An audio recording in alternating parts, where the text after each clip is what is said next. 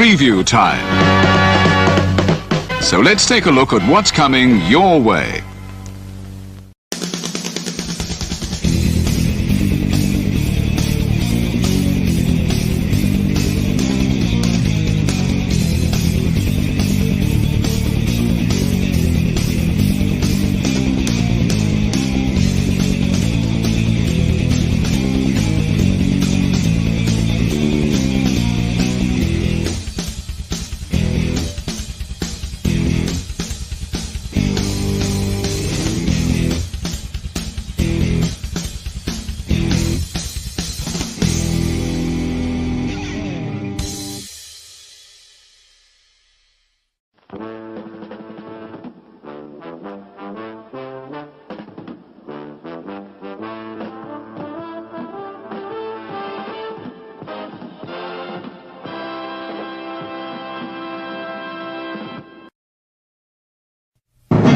The Jeff Meacham Network's Multiverse of Media.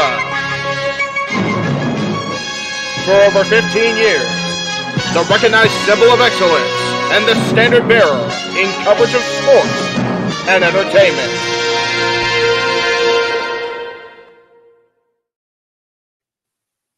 What is going on, everybody? We are live across the entire Jeff Meacham Network Multiverse of Media as we get ready to be bound for glory in Chicago. What is up, everybody? I am the Renegade of Wrestling, JJ Williams, alongside the simple man with the spectacular voice, the Noah Foster. How are we doing today, good sir? Tonight, we are virtually heading towards the second city that was brought up from the ashes, and we will see who rises to the occasion, who has achieved their journey, and who truly is bound for glory and claim victory. I am so damn excited for this pay-per-view, and I am doing extremely well. It's good to see you, JJ. Before we get into all of our festivities, I want to give a shout-out to, of course, my regular color analyst for Impact Wrestling, Datilla. Please follow her, folks. As again, I always say, prayers for passions. She has family obligations tonight, or family circumstance, whatever you want to call it, or headaches.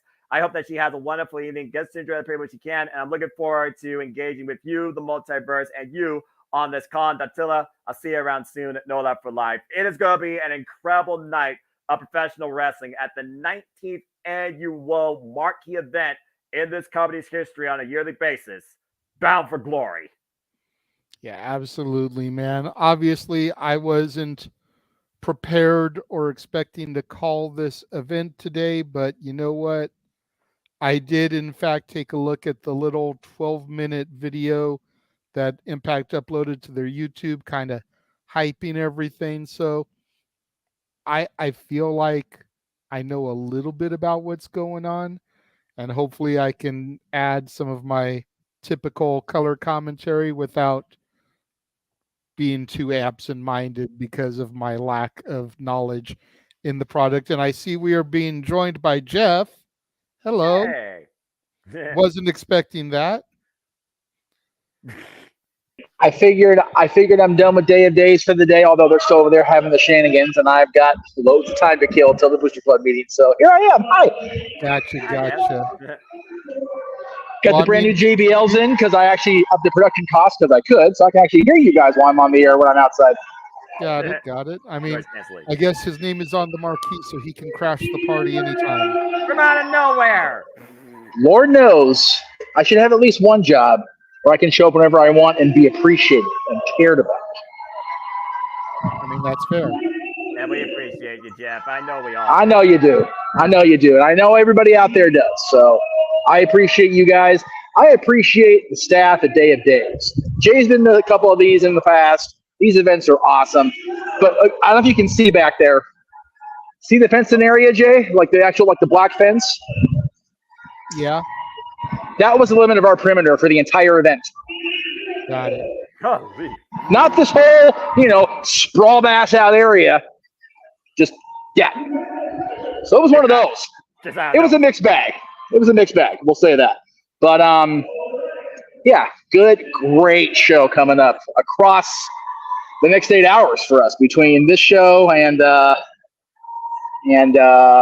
course, Haunted Hangman later and open mic night as we do. So looking forward to how the night unfolds. I'll be here as long as I can, as long as the phone holds out, and as long as the noise levels behind me hold up. So, fair enough. So I am looking forward to having the unexpected afternoon and evening with you guys up until hockey takes over the life as it does. So. Okay, well, since you're here, why don't you and Noah engage in some conversation briefly while I try to get a tweet and some notice about this across the social medias so that we can maybe try to get some other people tuning in. Sounds good to me, brother.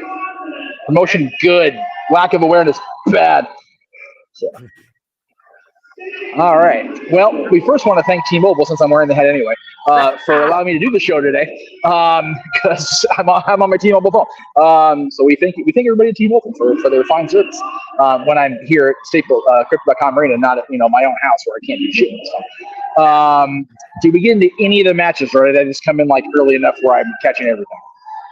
Yeah, I mean, again, as you know, with Bound for Glory, Jeff, we're going to do the countdown first. And we're going to honor the OG, Tracy, and the immortal voices of TNA. Don Weston might say again, who christened you the West Coast professor of TNA. And of course, Don West, the character that brought everybody into every story, even if the audience was completely burnt out. And before there was a Knockouts division, the OG enforced Knockouts law and was the Valiant Managers to future and past TNA World Champions, including Bobby Roode. So before we get into the matches, Jeff, what's your thoughts on this year's Impact Wrestling Hall of Fame inductees? I couldn't be any happier for three people I have admired, been friends with, been, damn near family with in the case of Tracy. Just wonderful human beings on both fronts. Tracy Brooks, again, the original Knockout. Sorry if adjusting the earpiece makes the volume go ape shit, because I'm still getting used to these things. Brand new, bought them yesterday. So I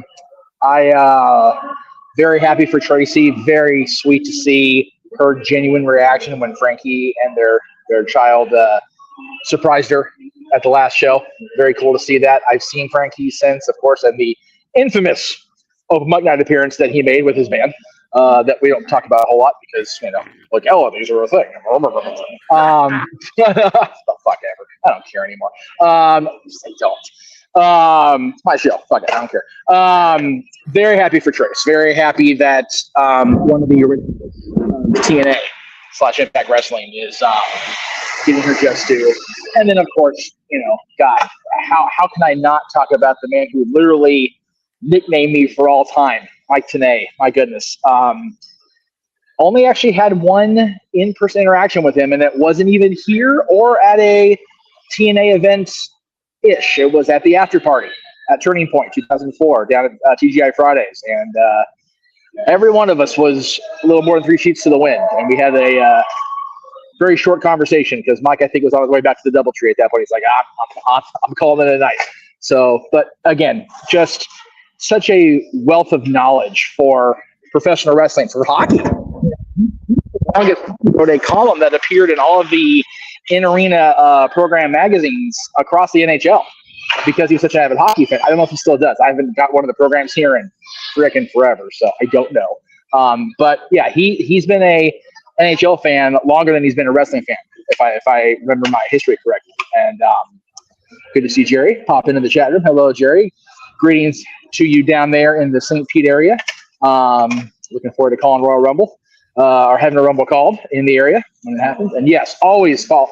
Matt Helms will never lead you astray on his advice when it comes to these programs. Yeah,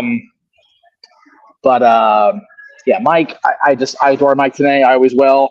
And Don West, unfortunately, being a posthumous induction sucks. Cancer is a mucker feather, ladies and gentlemen. I've been saying it for years. Lost my uncle. We lost a lot of quality people in the span of a short time. We lost Lem and David Bowie and Alan Rickman in the course of a week. It's the worst thing because there is no universal cure for it. And taking Don's voice, which was Don West. Don West, if nothing else, was his voice. And the fact that it was saw fit to give him cancer, I feel like his own catchphrase, "You've got to be kidding," right? It's awful. but very deserving. I like that Impact Wrestling always keeps their inductions to a short amount of people.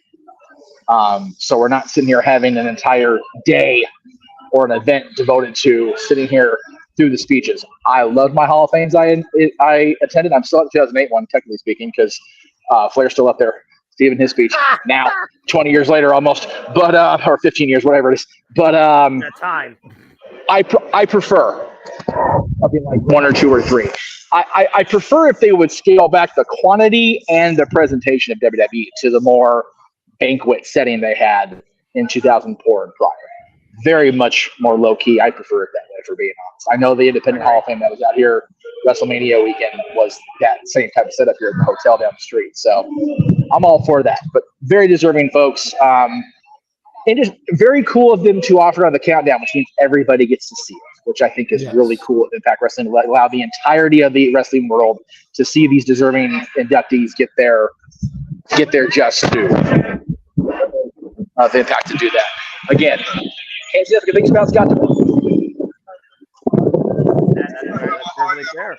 Again, it was the guys that provided the MC. It was the OG that provided the blueprint towards what a woman in wrestling could absolutely be. A standout, a knockout. And she definitely was a knockout, to say the least. Knockout, drag-out brawl sometimes in intergender matches. For those that remember Gail Kim and Eric Young versus Bobby Roode and Tracy Brooks, a match I recently went back and rewatched. And again, Dom West, Mike Tenay. There was something about Dom West that brought something on Mike Tenay, and then just the casual, incredibly smart nature of Mike Tenay to tell you about the wrestlers, to educate you on the person versus just the wrestler, while still keep you in tune with the action as well. He found a happy balance that Joey Styles somehow mostly did only on his own without additional MC. In a way, Mike Tenay and Joey Styles, they kind of played off each other of what was then, that became now, that what goes on or tries to be fine-tuned and crafted today, and still really isn't, with the fact now more people believe that you need to have 3-person panels, but it is what it is. And I'm really happy for them. I really am. Again, I didn't see a lot of Tracy Brooks' work back then in that era of TNA because I didn't watch a whole lot of TNA at that time, but I'm aware of her presence and what she provided thanks to Throwback TNA Tuesdays as being a member of Impact Wrestling and going back and looking at some of the older TNA shows. So I'm very happy for all 3 of them. And I always say quantity meets quality. Yeah, short, sweet, simple, 2 inductions for free for everybody to see and pay appreciation for within the span of less than 30 minutes. Thank you. And then we get to the action. You honor the past and you create the future. It's a great setup. Well said, brother. So now that we, of course, talk about, and yes, thank you for that, Safety. Definitely, God bless Dom West. I have a feeling at least some point tonight I'm going to be saying, "You got to be freaking kidding!" Probably during Ball. Try to save that for me. Don West was the color guy, so you know. Fair enough. I expect you to definitely have a moment. And speaking of which, why don't we just talk about what we think is going to give us that first moment? Because what the can you expect in the most crazy creation from TNA Impact Wrestling? Monsters Ball. We got a 4-way Monsters Ball where 4 men, 4 monsters in their own right, have been locked away in a room deprived of light, food, and water for 24 hours. That is downright ridiculous in its own right. Steve Maclin, PCO, still can't believe that's a thing in 2023, Rhino, and Moose. And the thing about this is Moose has a guaranteed Impact World Championship match anytime up to 1 year against anybody, anywhere, after claiming that briefcase in Feast or Fire. Where rightfully you could say it goes to Steve Maclin, then Rhino gored that briefcase into left field. Again, JJ, you certainly talked about it. You went way out of left field with the fact that you cannot kill what won't die because PCO is still alive. And let's just go ahead and run down how many times PCO has cheated death, shall we? He's been slammed into cinder blocks. He's been thrown off stages. He's been ran over cars and buried, left for dead in the desert. He's been put on fire. He's been fed battery acid. And he's literally had his leg broken and his back warped in multiple places. And the man still walks and breathes today. Or the living thing still walks and breathes today. What the And then, of course, like I said, you have the blood feud right now between Rhino and Steve Maclin, where Rhino's goal is to gore Steve Maclin every week until he can't stand anymore. And Steve Maclin, he's a trained military vet, so he's no stranger to hanging out in bunkers and dark zones and also taking advantage of a field when need be, play a strategy. And then you have Moose that has one of the most fine-tuned athletes that has decided that he wants to retire in Impact Wrestling. This is his home, and he has committed 100% to it. And now he has a chance for the greatest prize once again in this company's history. But more than anything else, he has a chance to come a moment tonight before even that can occur by surviving this Field of Four. The last time he was involved in Monsters Ball, he took on Sami Callihan in Summerversary 2021 and lost. But it was him that got the moment because everyone remembered Moose's performance. So again, JJ, this four-way field, you went with PCO. Have you changed your thought process at all, or do you have any further takes among what I just discussed? No, I'm still going to stick with PCO. I mean, I know it's coming out of left field, but like we talked about yesterday on Simply Predicting, the man debuted on Friday the 13th earlier this year. Right. We are in the spooky month. We are 10 days away from Halloween. Oh, Lord. The $1 million question is, how long does PCO have a deal for? And to add to the spooky nature, we have 13 viewers right now across the multiverse. The what? So, I'm just... All right. I feel like he has to get a big win here at some point, and especially if he's only there for a year. I feel like he needs a big something here. And if he wins, maybe they'll extend him for longer because the PCO gimmick seems to be over in a way that he probably hasn't been over in a very long time. It wasn't until this year that anybody that I know spoke of Pierre Carl Ouellet with any kind of relevancy in at least the last decade. Right? So it's like, you got to give the monster a kill in Spooky Month. Well, sounds like you're just waiting for a treat to happen with PCO claiming victory and getting you a critical point, but I still think you're going to get tricked tonight because at the end of the day, Monsters Ball, you just got to find a moment to get a 3 count and get the hell out of there. And again, it's Monsters Ball. He's a monster. Yeah, but none of the rest are monsters. So is Abyss. I mean, monsters have existed throughout all of Impact Wrestling's TNA time. I'm just saying. Right, but he's the only one in the match. Fair enough. Let's go ahead and get a word. I see Jeff raising his hand down there. What's up? What's up, brother? Can't hear you. Can't hear you. Can't hear you. Someone pull his string. He's not talking. Can't hear you. Technical difficulties. This is all right. He's gonna try and come back in and come back out. He's not John Cena, but yeah, I get it. He's a monster. Okay, he's alive. He's the walking French Canadian Frankenstein. Perfect creation 1. Anything but perfect. He's imperfect because the guy somehow cannot die. How do you not destroy your own creation? Seriously. And at this point, how does Steve Macklin get that briefcase from Moose? Because I think that's Steve Macklin's bigger objective. I'm just being serious here. Let's see if Jeff is muted. Bueller. Yeah, you know. Okay. What I was saying was, to be fair, this isn't a monster anymore. He's a misguided producer who roots for the Bengals on purpose. That's fair. He's not wrong. It's a witty one-liner. But Jeff, do you have anything to say about Monsters Ball? They're all a bunch of maniacs. They're all crazy. They're all stupid. They're all insane. And it's gonna be a long night for all 4 men, however long this match goes. As far as a prediction, let's see here. You know what? I'm gonna go with JJ and PCO just for the shits and giggles of it. Just because, why not? Why not? All right. Why the hell not? And to your point about PCO being relevant, I just rewatched the 1993 Survivor Series where Pierre was taken out of the match due to quote unquote injury, and I'm like, that was 30 years ago. Next month. God damn. Fair enough. Taken out of the match due to injury, then he was reborn a monster. Right. Or reincarnated. Well, no, he was reborn as a pirate with one eye and a penchant for stealing Canadian leather jackets. Then he was a one-eyed pirate who had a penchant for pissing off people that make too sweet signs. Then he was a Quebecer. Then he was reborn as a monster. And that's the evolution of Perfect Creation 1. And that's the formula, apparently, to create it. Good grief. All right. Well, again, we'll see what happens soon enough in this. The only Monster Ball I acknowledge starred Halle Berry. Well, there you go. That must be an old movie. Was that the one with the scene where she's sunbathing with the silver thing, or am I thinking of the wrong movie? No, you're thinking Swordfish.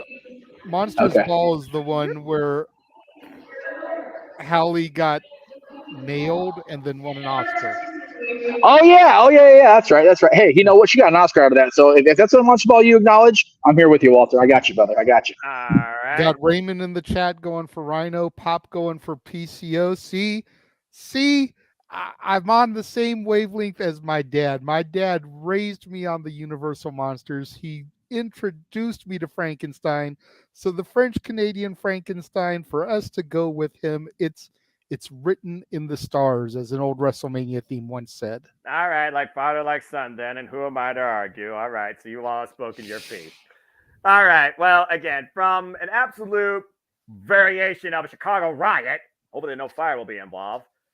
What else do you want to talk about, JJ? Again, we got go ahead and just pick a match, bro. I've got tabs open with all the images. We're talking about something that's going to get downright ugly and destructive. Let's go ahead and change gears to something that's going to be glowing but hardcore to a degree. Peers, friends, rivals, competitors, you tell me. Trailblazers. I mean, I'm only talking about two of the best women to come out of the freaking industry. I'm just saying. As Trinity comes in with the Knockouts World Champion, defends the gold against Hardcore Country, Mickie James. This is a first time ever one-on-one matchup, period. They have never faced each other one-on-one, not even in WWE. They only had tag team encounters. I kid you not.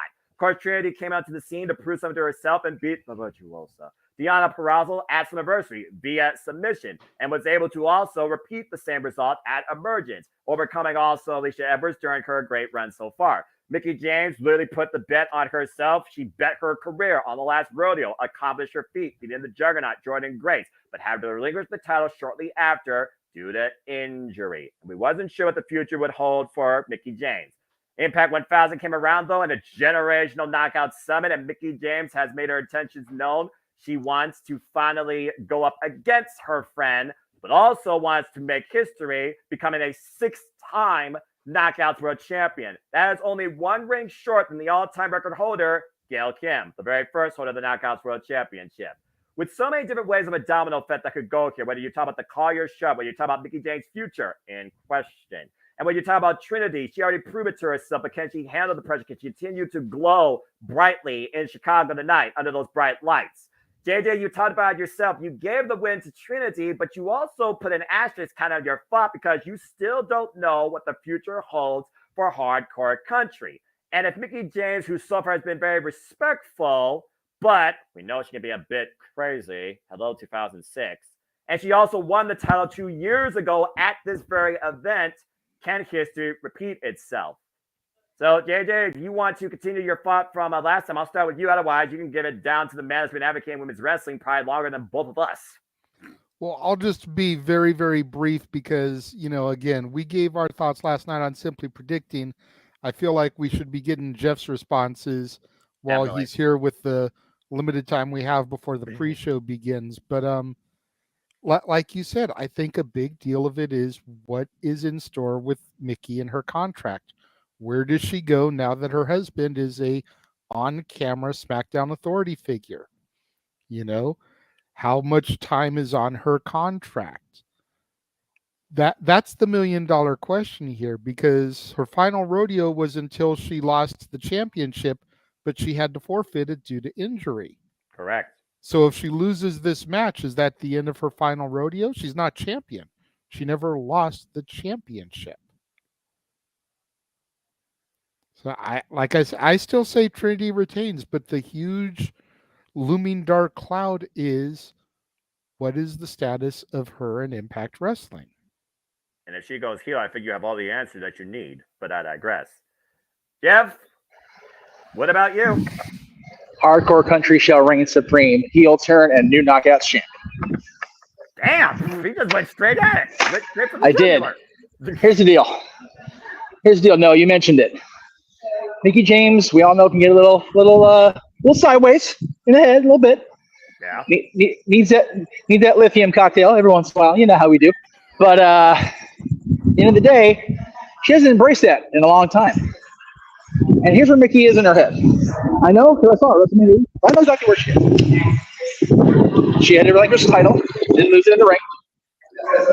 She feels like her last rodeo she was bucked off mid-ride. Yeah. So she's determined, and she's desperate to regain what she feels is still hers. And what do desperate times call for? Desperate measures. And what do desperate people do? Desperate things. Hardcore country getting a little having that 5-inch heel go a little sideways. I'm telling you, Chicago will see the rise again of hardcore country tonight. All right, well there you go. Straight from the man whose name's on the marquee. So we have a 2-1 in favor of the champion retaining. But what's the point of a heel turn and a championship victory if she's going to be gone at the end of the year? I don't think she is. You don't think she is? She's going to go to SmackDown, be with her husband? I don't think she has a desire to go back to a company that treated her with such disrespect. No, I don't. Even with the Royal Rumble return, even with all the mending of that fence, it's still very, very frayed. That's fair. They say time heals all wounds, but it doesn't mean all wounds fully recover. It's also a different era over there than it was back then. That's something that's to take into consideration.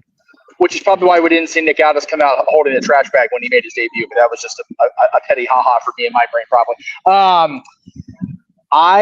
I think Mickie James in Impact Wrestling has more to offer herself than getting lost in the proverbial shuffle that we've talked about, that is the WWE Women's Division. Fair. I also come in with breaking news courtesy of the guy that follows Impact news feeds more than me, because I don't follow news, but my brother from another mother, Paul Mead. The Knockouts Tag Title match has officially been removed from the show. It is now a future Digital Media Championship match. Why are we losing the Knockouts Tag Title match? What happened? I haven't read the feed yet, so I'm definitely going to have to look at more details for that. But Killer Kelly, Macho Slamovich, MK Ultra versus Deon Purrazzo and Tasha Steelz has been removed from the card. Well, that pisses me off. That's a shame. Damn right, that's a shame. What's not a shame, though, is it looks like our pre-show is about to begin as we honor the past and get ready for our Bound for Glory. The countdown is the other way.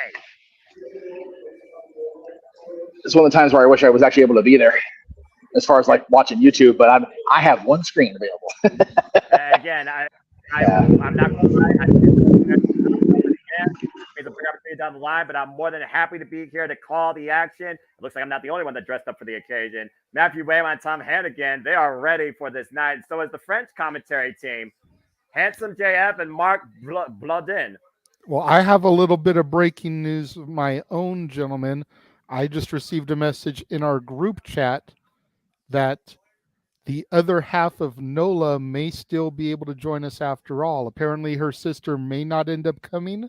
Oh, nice. So I just sent the link to our group chat, and we very well could have the La portion of Nola still joining us this evening, and Datilla may be here after all.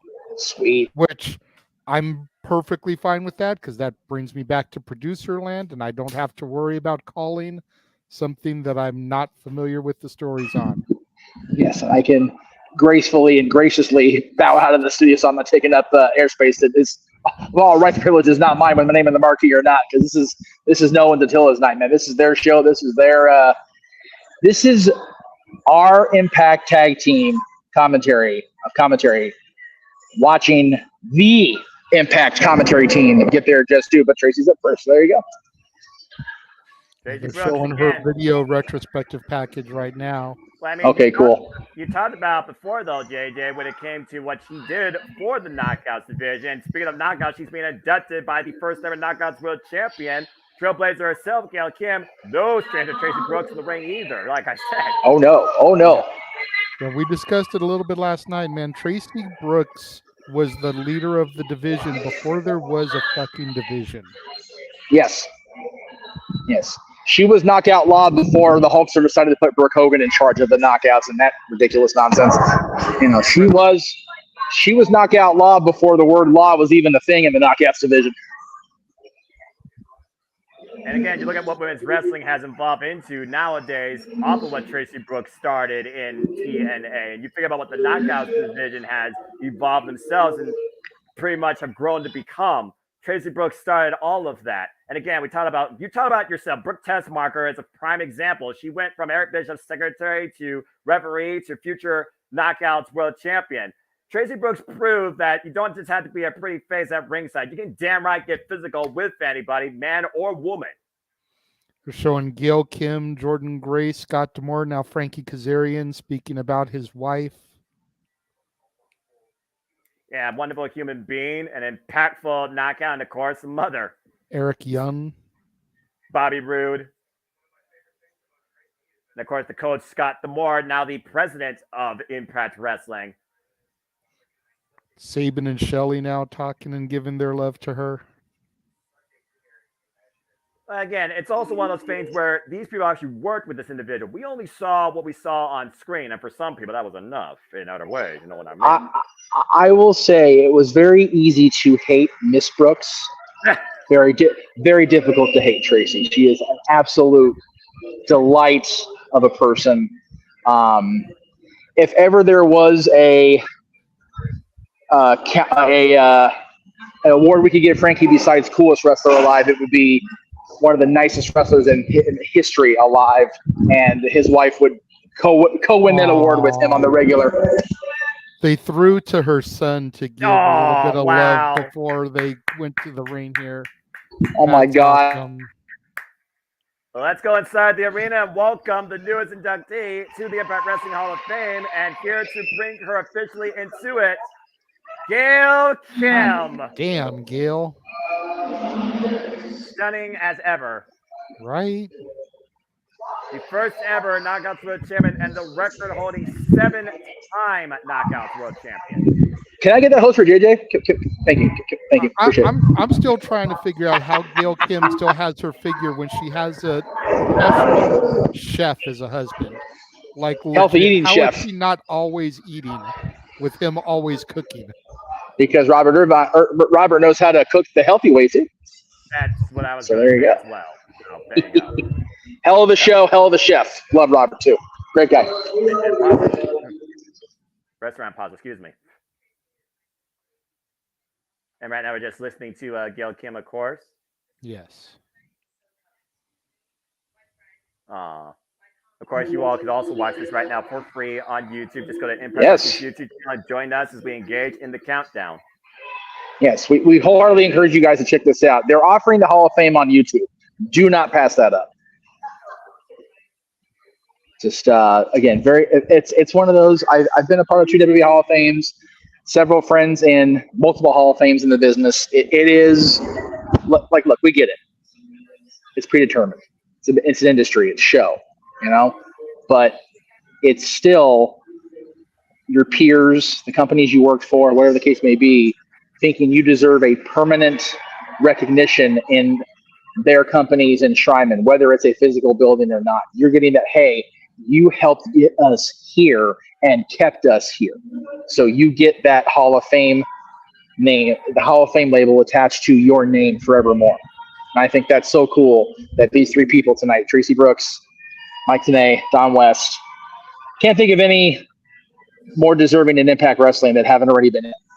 And yeah, you know, she was the only one that got the Playboy nod to go to the chat room. You know, the Playboy thing kind of came and went with Impact. But, you know, Tracy, if anybody was going to do it, it was going to be Trace, if we're being honest, kids. there had to be somebody to do it, I guess. There had to be at least one person.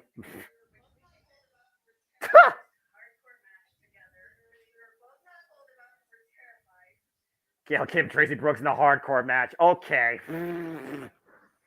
With the Playboy hardcore match, that wasn't a transition or anything.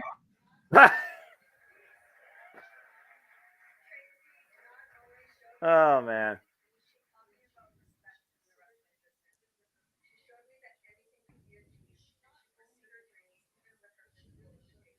There you go. Yeah, because Tracy Brooks was not a trained wrestler. Let's just put that out there right now. Yeah, right. No, and that's the thing. I don't think she ever went through the proper, like, formal stuff, which is crazy. And she still got physical with them. She just got learned, which sometimes you have to do, man. Yeah, sometimes the best learning experience is in the field itself. Seriously, there's a popular theory with people. Sometimes you just throw them in the deep end and let God sort it out. Tracy swam. She didn't sink, man. And she rose up to the occasion and now finds herself inducted in the Impact Wrestling Hall of Fame. Escorted to the podium by her husband, Frankie Kazarian, and her son. Her son, Rebel. Congratulations Shout out to our again. Tracy He looks Brooks. just like his daddy. Jesus Oh Christ. God, does he not? My God, right? Spitting image of Frankie. Hopefully he doesn't get that proverbial giant chip on his shoulder when he's. I told Trace, I said, he gets about 10 years older, you're in trouble. She goes, shit, don't I know it? Looking lovely in red here.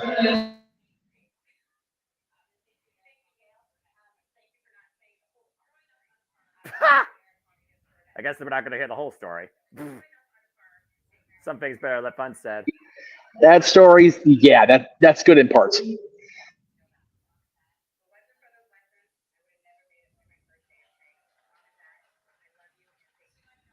Always got to go back to the parents. That's where it all starts.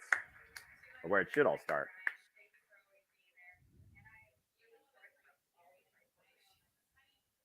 You're sorry for your photo shoots. I think some people might disagree with you.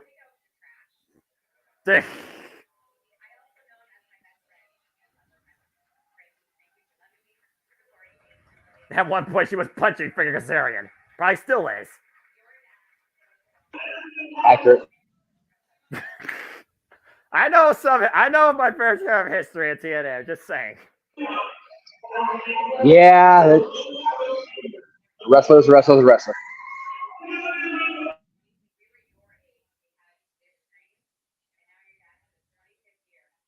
25th year for Frankie Kazarian, though. That's crazy. And he looks better than he did when he debuted. Like that man is in redonkulous shape. Right? He just went through a hell with Eddie Edwards last week on a killer Impact match. And a 2-time now World Party champion after coming back from Australia with the gold back intact. Boy, I'm not sure what's stronger, his liver or his heart. His pocketbook. Ask Cardona. Fair enough.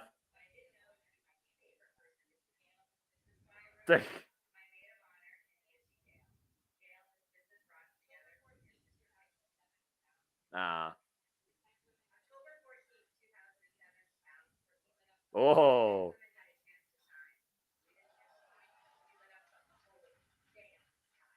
Damn right you did. The inauguration of the Knockouts division.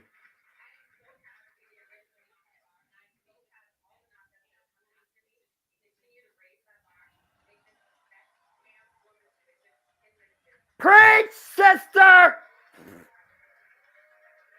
About damn time someone else said besides me.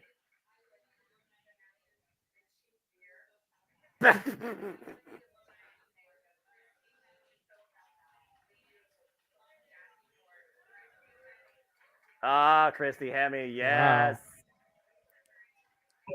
Is she there? Shouts to Beth Phoenix and Molly Holly also. Yeah, that's it. Nice.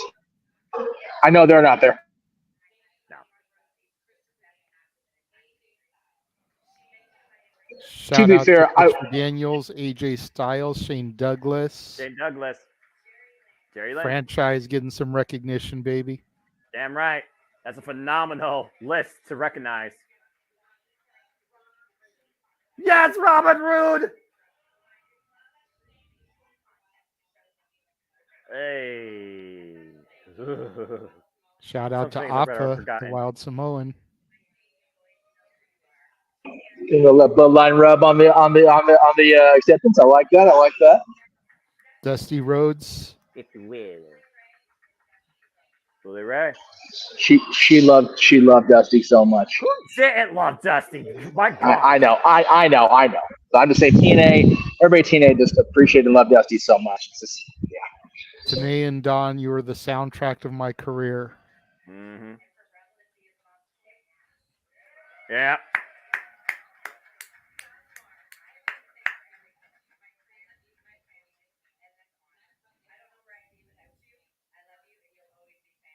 pretty sure Impact Wrestling would not be where it is today without Scott D'Amore, if we're being perfectly honest.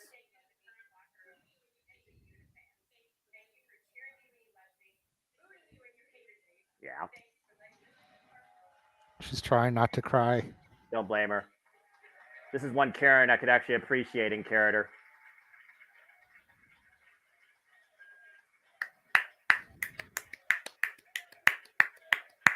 Thank you, Tracy. Sold out Zero Stadium. Standing ovation.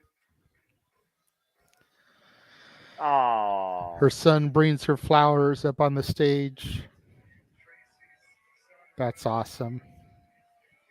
And there's the commemorative plaque, and that makes it official. Tracy Brooks has officially taken her place in the Impact Wrestling Hall of Fame. Congratulations.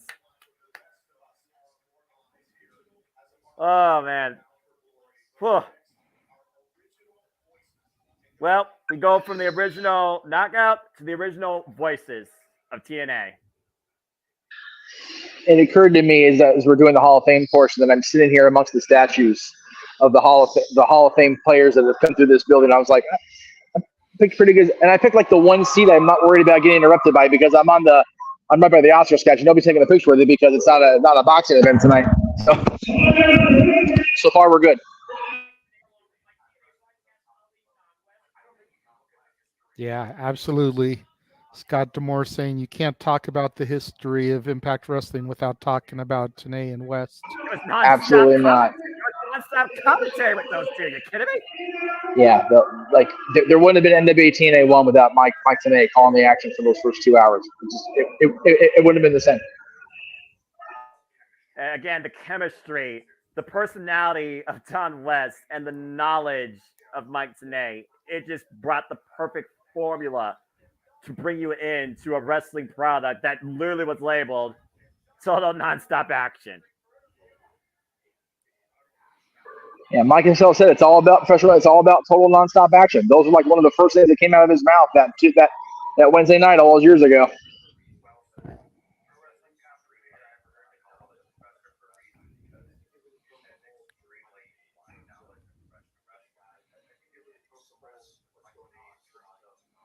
Frankie Kazarian says they broke the mold with Mike today when it came to expressing what's going on to the audience. Hell yes.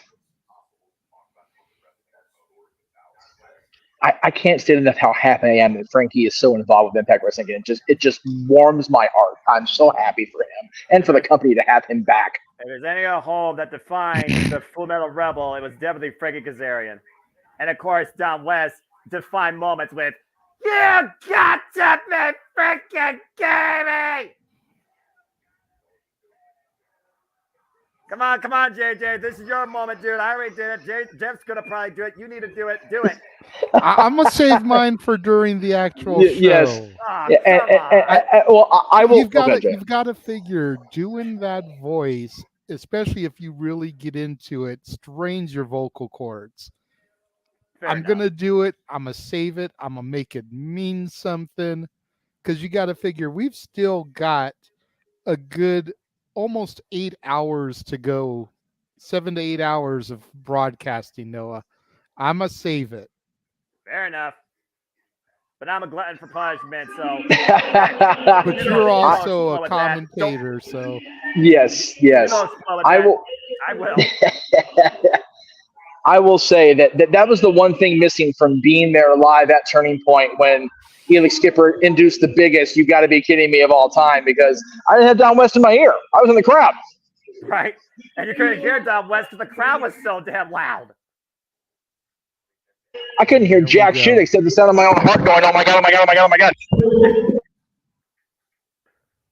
Well, here comes Scott D'Amore to do his speech, fanning the crowd with a "Thank you, Don West, gone but not forgotten" sign. The president of Impact Wrestling, Scott D'Amore.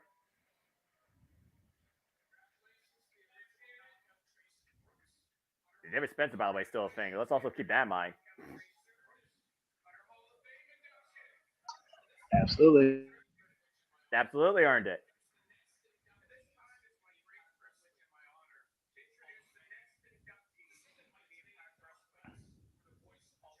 Please tell me Mike Tenay's there.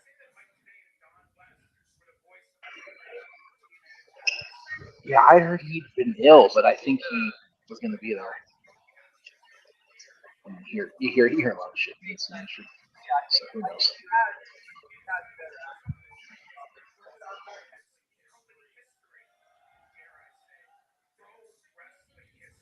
Damn it! Oh. No.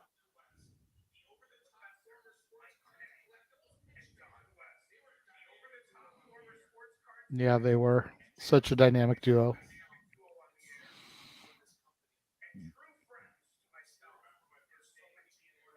Yeah, you can see that energy personified on screen. They genuinely enjoy each other. They did. There were probably very few legitimate road partners throughout the course of their run together, in the ring, on commentary, whatever, than Mike and Don.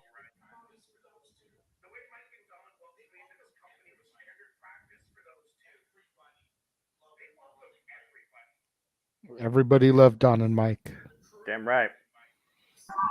They did. Still do.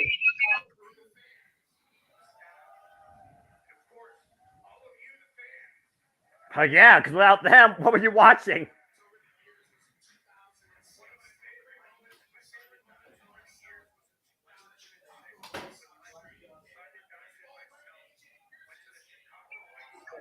Yeah, I've long subscribed to the theory of the school that I learned when I was doing commentary briefly was you call the action like you're calling it on radio, and the audience can't see it. Exactly. As descriptive as you can. And Mike and Don definitely did that because Mike knew all the holds, knew what they were called, knew the variation on the names, and Don provided the energy a color commentator should. Yep. And that's, not to blow smoke, but that's what Noah does so great. He does. I can does. can sit there and not even watch the Impact show and just listen to his commentary on the watch along, and I can envision the match. We've had that said by our audience, whatever show he's calling. This is what we do. We have a graphic up during these matches, during these presentations. We don't need to have the match going. We're good. We got Noah.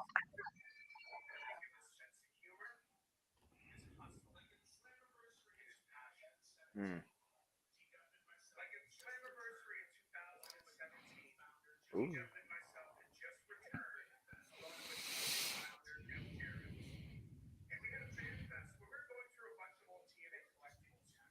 I remember that chest.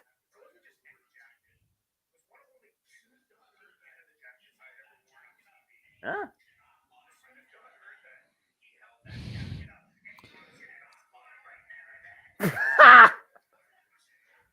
Probably got a fair amount of money for it too. Canadian money. So is it really a fair amount if it's Canadian money? I don't know what the currency rate is. The currency conversions is a mucker feather, even going from Canada to U.S. Trust me. Fair enough.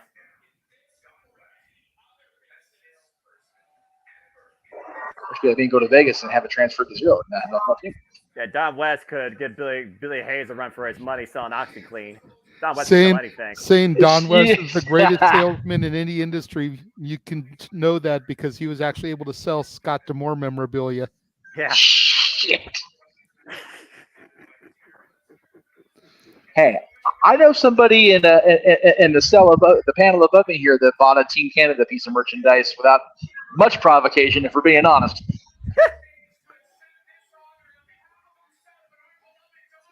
Here comes the original professor, Mike Tenay. Yes!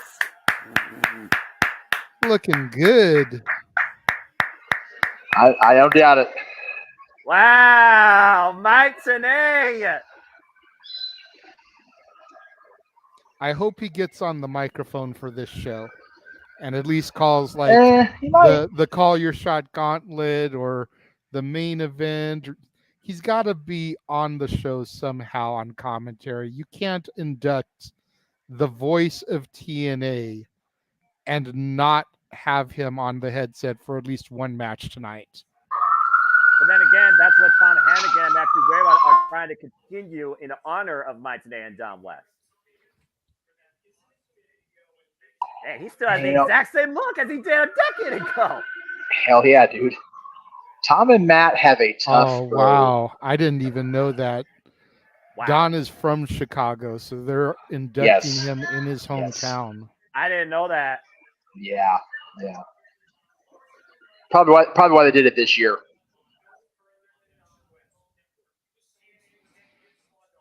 And notice the DW, by the way, on their blazers for Don West.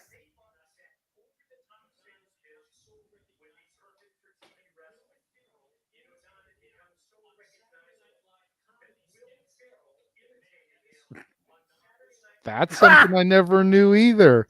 Don was so recognizable that Will Ferrell parodied him on SNL. Yes, that's true. I forgot about that.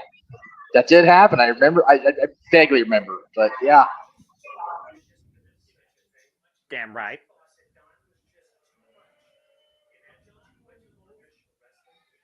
What? Who would ever think of a thing?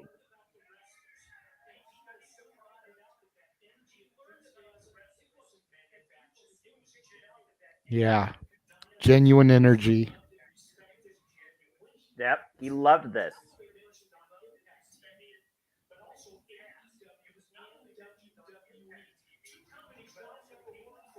That's true. When Don passed, AEW and WWE recognized it also. Two companies he never worked for. Yep. No. People like Excalibur, Taz, Michael Cole, Corey Graves owe commentary know-how to Don West. Absolutely.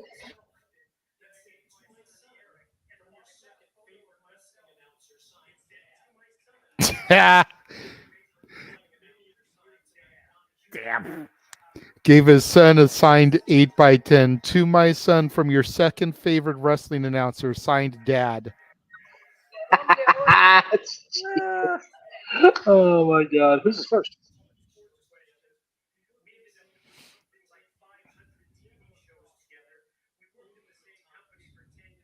Right.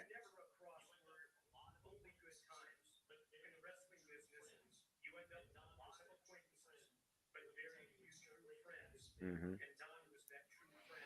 Saying that in the business you end up with a ton of acquaintances, but very few true friends, and Don was a true friend. Echoing the words of Jeff Jarrett about Owen Hart 15 years ago. 25 years ago. No. Yeah, 15. Sorry.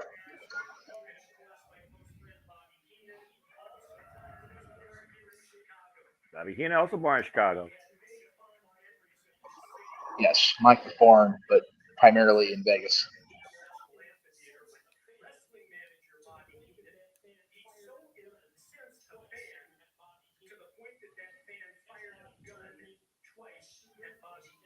Damn!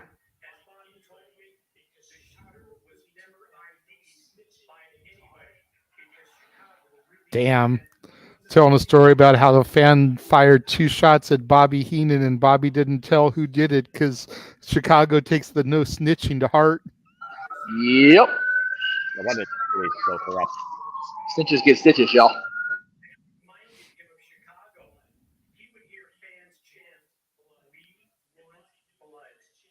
Yes, we want blood.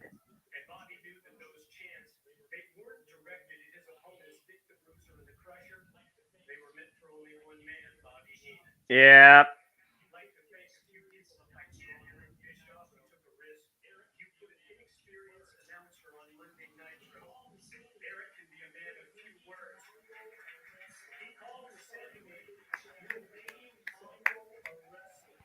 Wow. That was cool. God.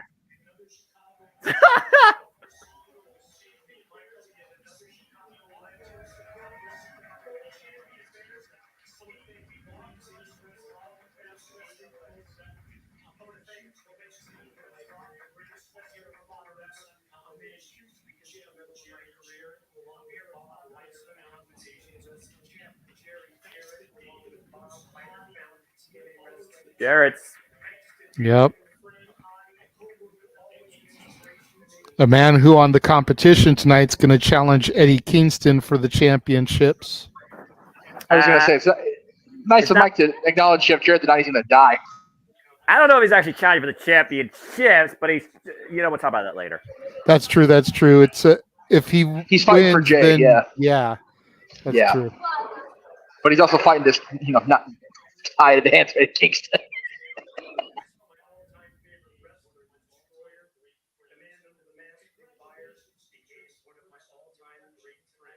Dick Fire. Hey.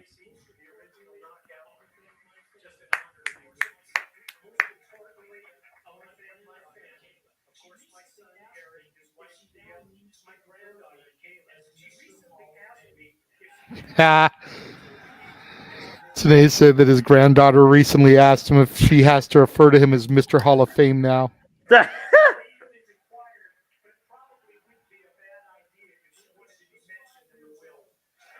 Well, if you want to be mentioned in the will, it's probably not a bad idea. Be on the good side.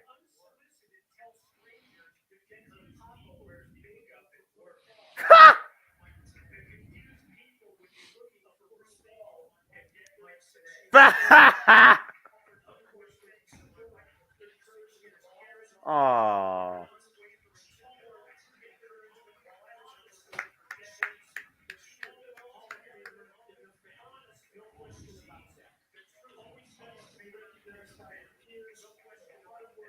Yep. Always a better woman to a man.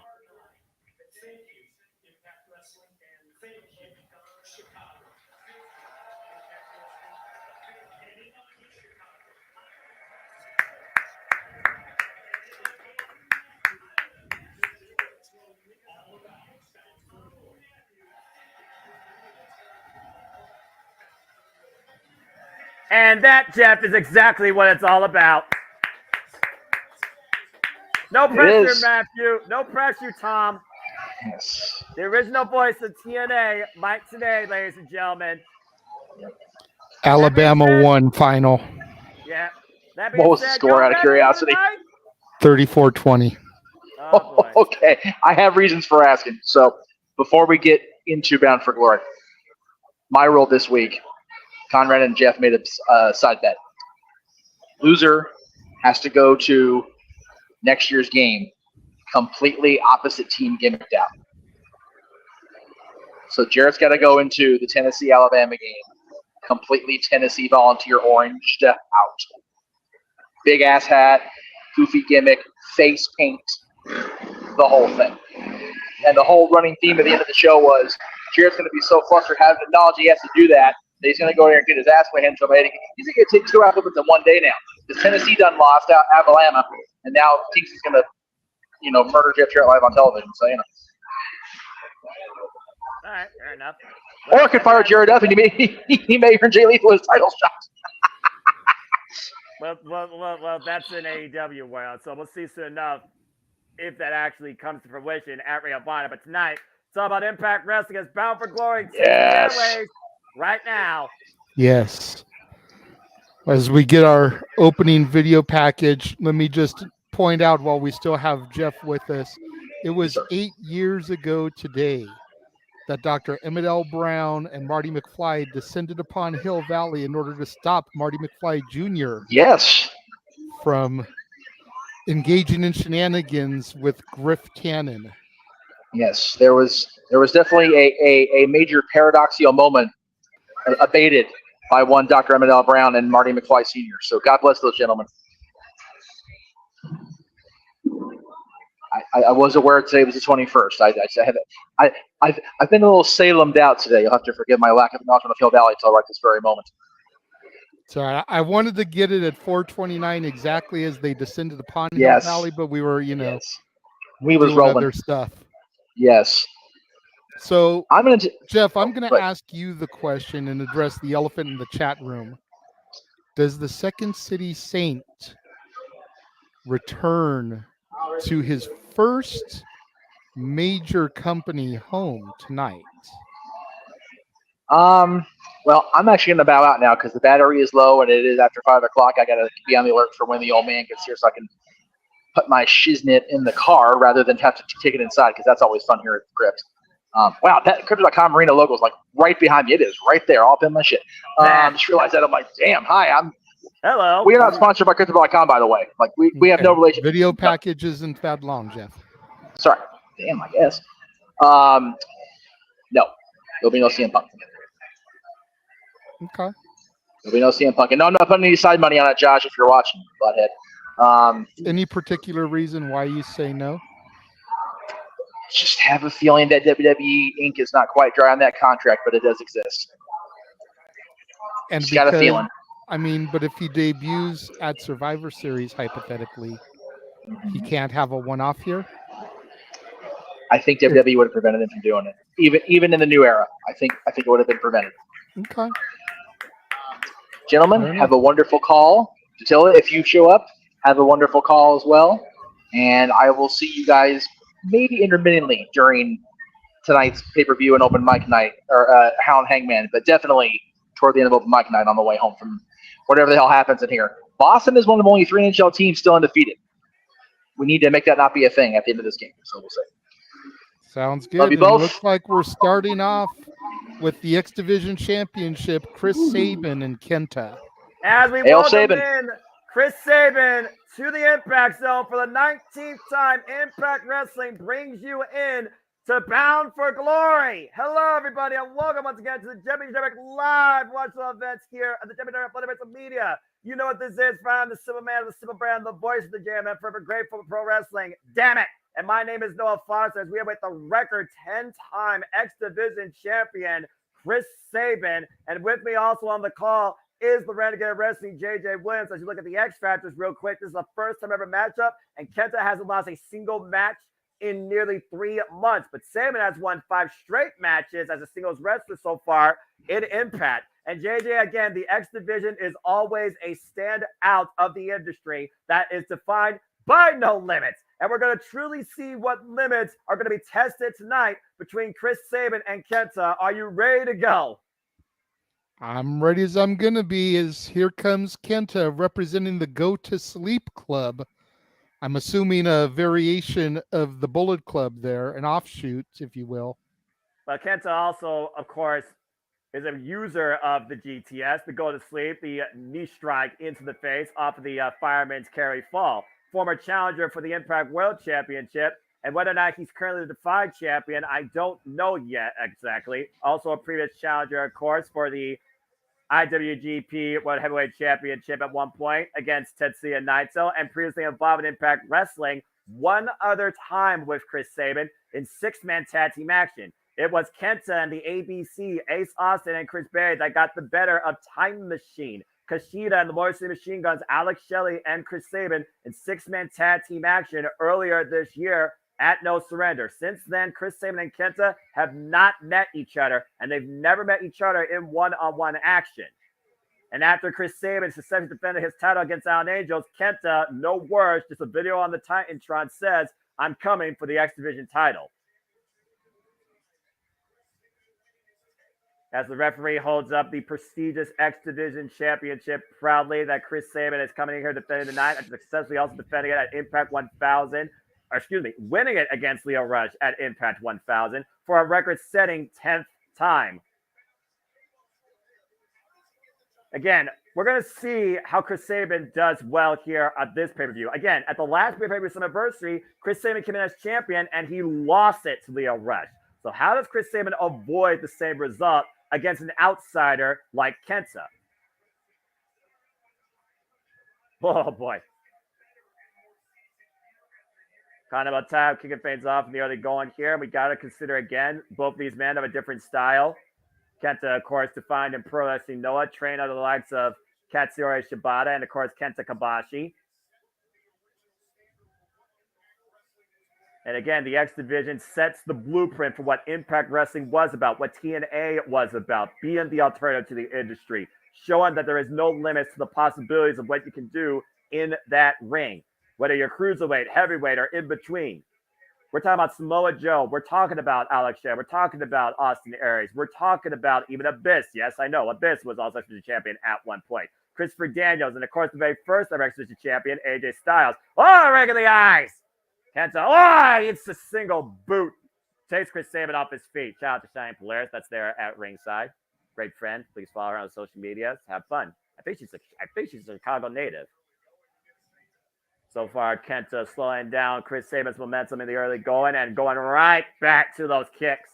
Kenta, former never openweight champion as well in New Japan Pro Wrestling. And the drop down, Chris Sabin. Kenta hoists up on the shoulders. Face first in the apron, and Chris Sabin pick kick connects to the right arm. And Chris Sabin rolling senton off the apron, wipes Kenta on the floor. And the champion right now with all the momentum they're early going. And again, shout out to everybody watching across the JMN Network, Multiverse Media. Please like, subscribe, comment, tell a friend. If you want to dictate the conversation, donate to Dictate at Cast Stadium Studios. Super chat's as simple as that. Take a look at the replay here. Beautiful rolling senton off the apron, wiping out Kenta. Kyle Kelly changes hands, of course, via pinfall submission inside the ring. Chris Sabin going up to the top rope, looking for something big here. Nice crossbody. Here's the cover. Hook of the leg and a 2 count. And a shout out to my friend Elizabeth Sandy, great friend of Pro Wrestling, watching as well. Sabin Kenta for minimum ref bumps to beat Kenta in 2023 hasn't been there at all. Big opportunity. Hope he does without too many ref bumps. Well, again, Kenta is one of those that likes to take advantage, to your point, Sandy. He likes to, use the environment. He likes to, use what he can. And once in a while, referees just in that position. Shout out to Razor Wrestling, Walter Cruz. Over the top with a plancha. Kenta able to get out of the way, though, sends Sabin up the entranceway. And now driving him small, the lower spine first into the apron. Next division is Impact. Damn right. Yeah, All Japan Pro Wrestling, taking the airways on social media. I haven't had a chance to check it out yet, but I did hear about it. Again, there's a lot of commotion going on. There's already enough commotion going on at ringside with Chris Sabin driven into the barricade. I'm just waiting for Kento Miyahara to show up in Impact Wrestling. There, I said it. There you go. I need to see Kazuhiko Nakajima or Kento Miyahara show up in Impact Wrestling. We already got New Japan Pro Wrestling showing up in Impact. Impact is the beacon. They are truly the center of the forbidden door where anyone and anybody could show up at any time. Just ask Sonata, or excuse me, formerly the Great Sonata. Kenta right now just raising the ire of the audience. Show me respect. I don't know if he's saying that exactly, but it clearly taunting the crowd. Oh, nice net breaker, and Kenta hook on the near leg. 2 count only. And another cover here. And a quick kick out again by Chris Sabin. Here's a third quick cover. Chris Sabin able to kick out more emphatically. Kenta just trying to wear down the champion. Deep hook and another 2 counts. I don't know if that was necessarily strategy or just continued frustration coming out of the challenger at this point. 3 quick falls. You got to figure Sabin has got to exert more and more energy each time that he kicks out of that. It may seem kind of silly to the viewers at home, but trying to get a 220, 230 plus man off of your frame takes energy. And your point right now, Kenta wearing down the champion. The side headlock here, a rest hold as many would simply know it as, but Chris Sabin trying to feed off the will of the people. And again, it slows down Chris Sabin's momentum. Oh! Ooh, nice jawbreaker there by Sabin, getting a little bit of space between them. And Chris Sabin looking to follow up. Kenta, though, catches him again in the sleeper hold and brings him back down to center. He slows down. He grinds away. You look at a way that his elbow pinpoint perfect underneath the jawline, underneath the chin. Chris Sabin's head turning red. There's a Dr. Seuss line for you. And again, if Chris Sabin goes out, Kenta could win via ref stoppage. You want to talk about no limits? Kenta, who literally has been defining in this industry for the better part now of over 2 decades, has shown no limits to his game. And right now, just throwing out forearm strikes here. The left and the right exchange, and kitchen sink knee to the midsection. Kenta looking to pick up speed here. Whoa! And Sabin catching Kenta coming in with the leg lariat. And this might be the opening the champion needs to get back in this bout. It's one of those things where when you fight Kenta, keeping Kenta off his feet works better in your favor. But if Kenta gets back to vertical base and Chris Sabin gives him enough space, Chris Sabin might be in trouble. Sabin with focus, though, runs to the corner, misses. Kenta able to scout it. Irish whip with the sidestep, up and over. Sabin to the apron. Catches Kenta with a forearm. Now Sabin going to the high-risk district, up the Chicago skyline. Big missile drop kick. Takes the challenger off his feet. And Sabin right now coming to life. Evanescence, by the way, is not sponsored by Impact Wrestling. Whoa! Single leg kick, the heel of the boot underneath the jawline. And Chris Sabin out of the corner off the second, scouting Kenta. What a tornado DDT! Here's the cover, hook of the front leg. No, not enough. Kenta able to kick out there. Whoa! If nothing else, JJ, Chris Sabin has life in this match. Yeah, absolutely. Sabin is a vet, and I'm not saying that Kenta isn't. I'm not that familiar with his work. But you figure Sabin's been around this company for 20 years. He knows the intricacies, the ins and outs. He's a 10-time X Division champion. You know, he's gonna have that fight. He's gonna know his way around the Impact ring, and he's gonna have some counters that Kenta may not be expecting. Kenta, to your point, though, he's been involved in the industry since 2003, all over the place. NJPW, Pro Wrestling, Noah, WWE, NXT is the cover by Kenta, 2 count only.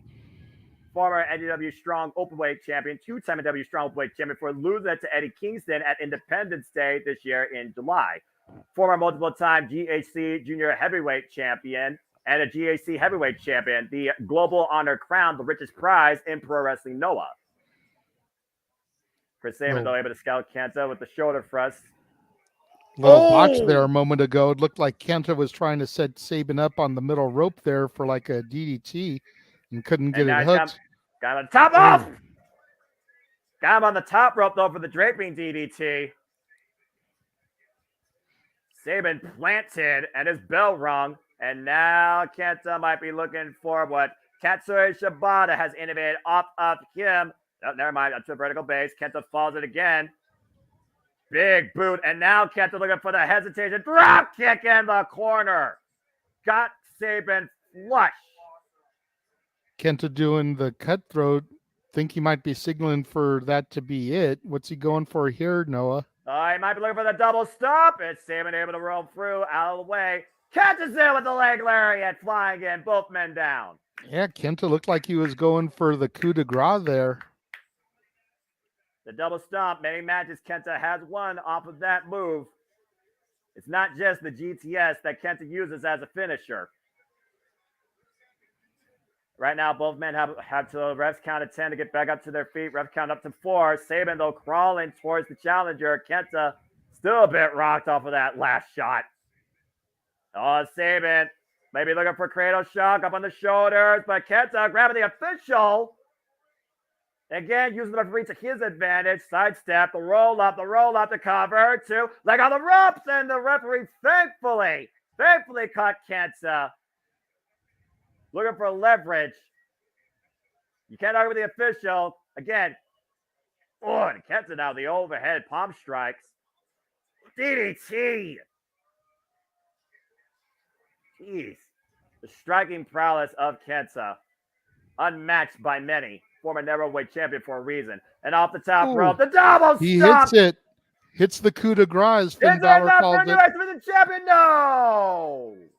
Sabin able to kick out. And Sabin still has life in this fight. Oh, looks like he's calling for it. He's calling for the GTS, the go to sleep there. Oh, gives the double bird to the crowd instead. Was it to the crowd or to one Second City Saint that you wonder is it going to be somewhere in the Chicago area tonight? Looking for the go to sleep, the counter though by Sabin. Up, back on the shoulders again. Wait a minute, trying. Oh, Chris Sabin again, finding out of it though. Oh, God. Open palm strikes emphatically to Chris Sabin. Could not get it out here. Big hook kick takes Kenta off his feet. Kenta down, but Chris Sabin knows that Kenta is still very dangerous as long as he's still in this match. Cradle shock again, counter, pushed away into the corner. Kenta right fixed the leg. Guri. Oh! And Chris Sabin now once again to the top rope. Oh, the missile drop into the back of the head.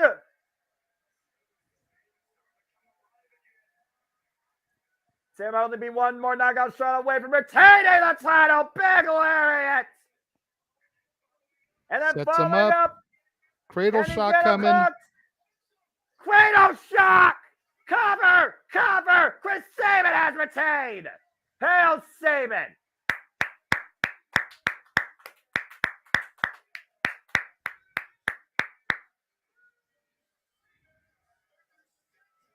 Chris Sabin once again proves why he is the undeniable king of the X Division tonight at Bound for Glory, putting down a very game fight against Kenta. Whoa. Kenta stepped up to the challenge, JJ, but he failed to capitalize. What a way to kick things off, though, tonight. Great match. Absolutely.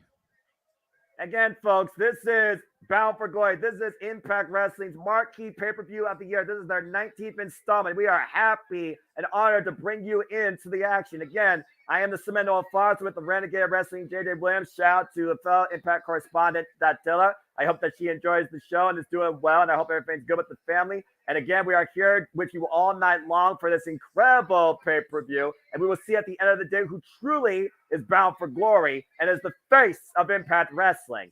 You just saw the face of the X Division once again prove he is what he says. Hail Sabin. Chris Sabin still X Division champion.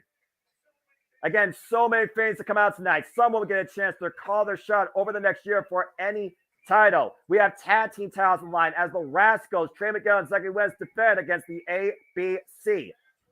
A dream match we've been waiting to see that was supposed to have an origin at the Gold Theater during WrestleMania weekend. Will Ospreay will go one-on-one for the first time ever in Impact Wrestling against Speedball Mike Bailey. Call your shot anytime you want, anywhere, anything you want. Call your shot gauntlet, 20 men or women combination. One of those people will get the ultimate opportunity. Hardcore Country looks to become a 6-time Knockouts World Champion. Can she stop the glow and beat Trinity? And can Alex Shelley prove that he is not transitional to Josh Center and to himself as he defends the Impact World Championship against the one individual he has yet to beat, Josh Alexander? But of course, while we got a lot of great wrestling, get ready for a lot of insane carnage because Monsters Balls ahead. Moose, PCO, and Rhino, Steve Macklin. It is the most bizarre, uncontrollable creation in this company's history. And I will be right back, sir. All right.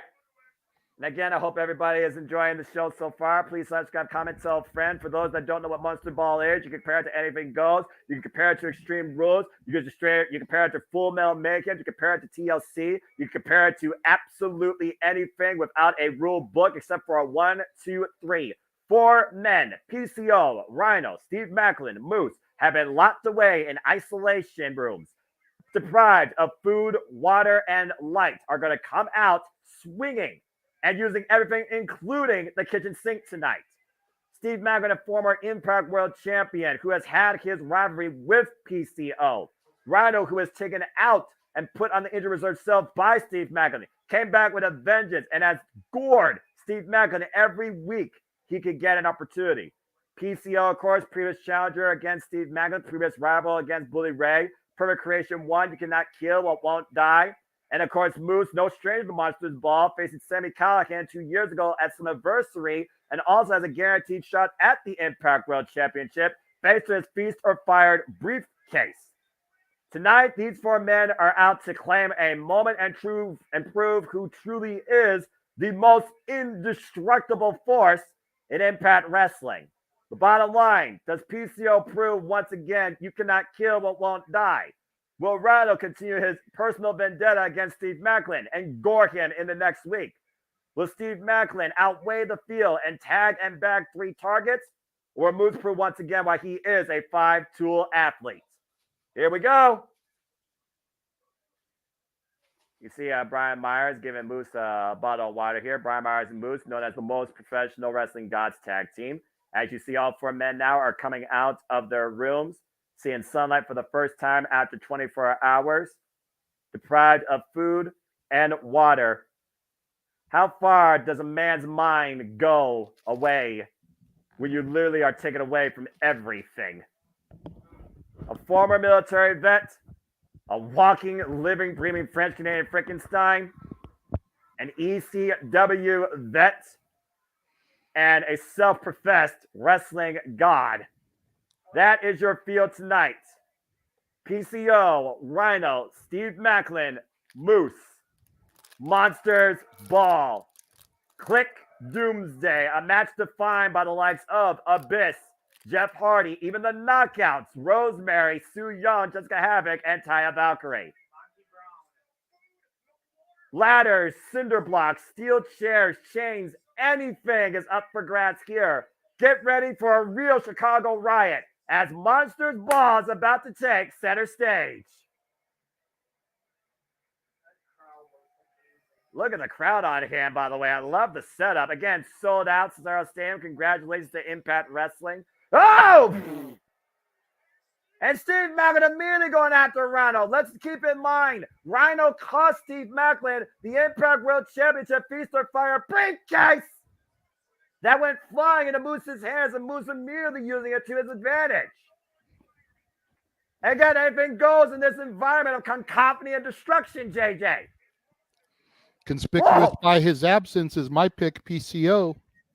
I don't think PCO knows the way to the ring right now, okay? You saw the way they was trying to just get out of that room. Allison Lee, by the way, our official for this match. Oh, looking for Brian Myers, but oh! Apron bomb to Steve Macklin by Moose.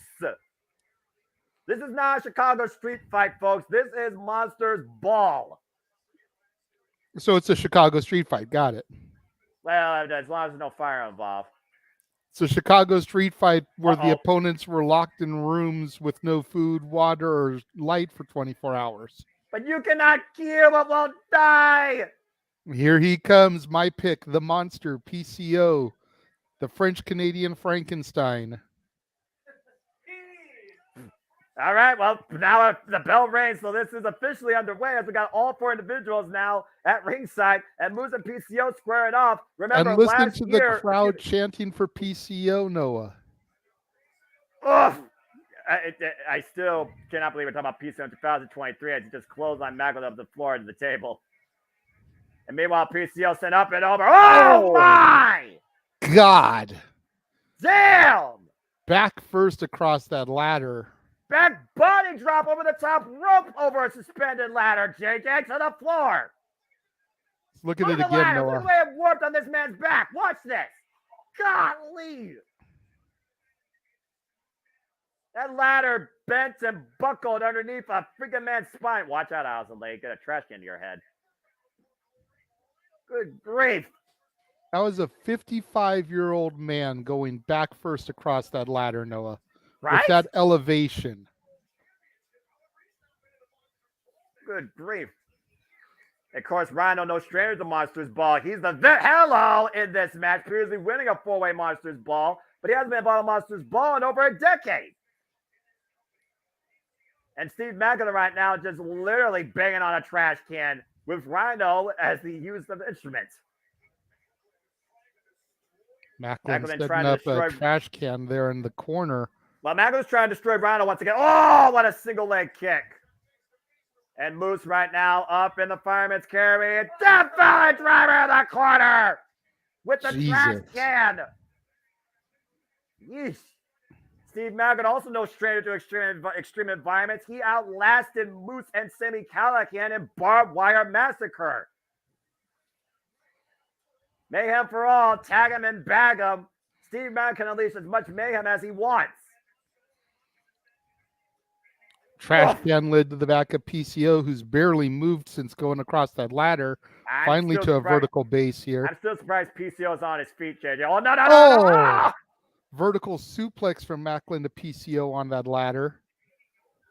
How much can a human spine take? That's the question you're going to try and find an answer for tonight, ladies and gentlemen. Well, can you kill the undead? That's the ultimate question. I'm not sure if Steve Macklin can even answer that. Whoa! Big swing, crack in the back of Steve Macklin. Again, Steve Macklin defended the Impact World Championship against PCO at Under Siege and sent the damn man face first through cinder blocks. Bleeding like a sieve. Both these men, a bloody massacre Ooh. That went underway and under siege, as PCO once again might be broken courtesy of Steve Macklin.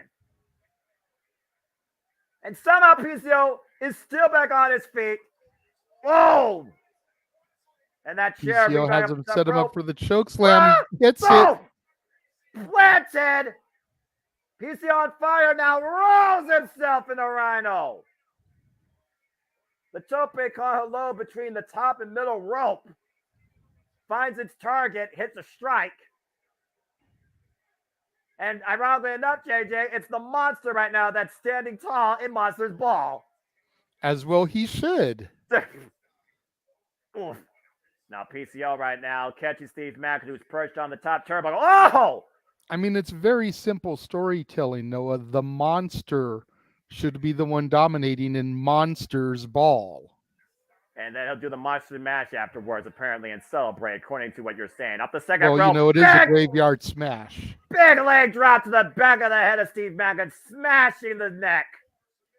Question is, will Macklin ask whatever happened to the Transylvania twist?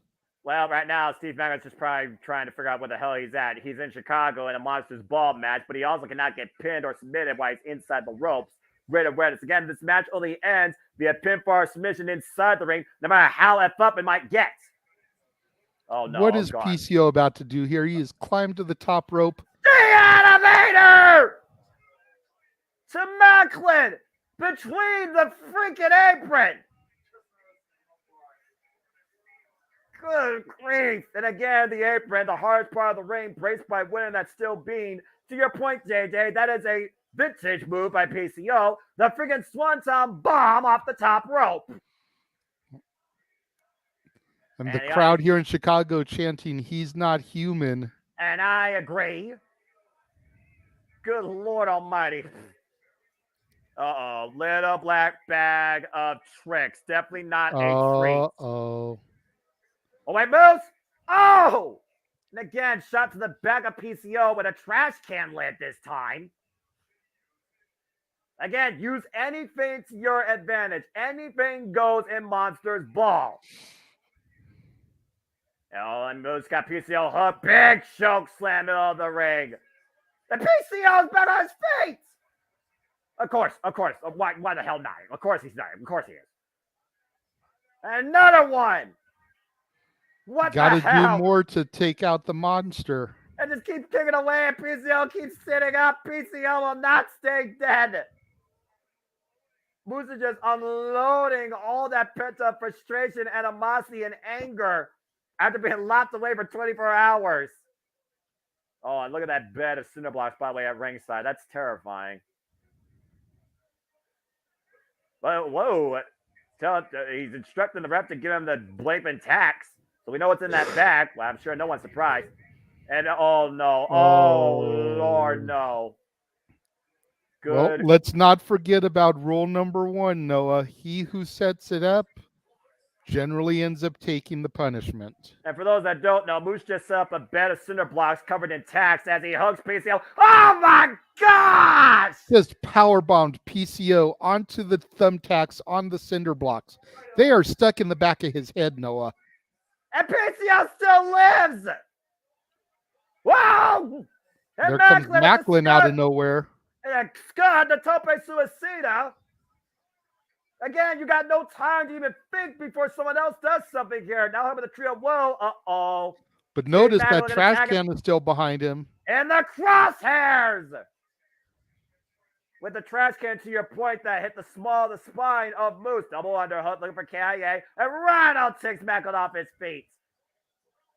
Again, it was Rhino put on injury reserve courtesy of Steve Macklin. He has not forgotten that. Maiming the left knee. And Rhino has come back with a personal vendetta to end Steve Macklin. If it means nothing else but goring him every damn week. And Rhino, well, why not, right? We've had ladders, we've had chairs. What's the other thing missing from this formula, JJ? Get the tables. I mean, you know what? I mean, we've had everything else from a briefcase to chairs to tacks to cinder blocks to trash can lids. Why not? Oh, no. The barbed wire table. And as Rhino pulls out the barbed wire table, we would like to take a moment to thank you guys from the control room, watching us across all the different channels in the multiverse of media. If you're enjoying the production and the coverage here, like, subscribe, and make sure you super chat to show your support. It's as simple as that. I don't think Macklin's going to like what he sees. Rhino just pulled out. I mean, the table on the entranceway. Oh, the left arm into the ring post. Steve Macklin drives Rhino head first into the ring post. And Macklin is the only one that is bare-backed, Noah. If he goes through that barbed wire, it's going to hurt him the most. Oh, wait a second. Talk about hurting. This is the same way you put him on injury reserve. Oh! Oh! Smashing the chair on the ankle of Rhino, braced up against the steel ring steps. Macklin's trying to put Rhino back on the injury reserve shelf. And again, after Macklin lost the chance to have an Impact World Champion opportunity at Feast or Fire, courtesy of Rhino's gore, I can't blame the guy personally.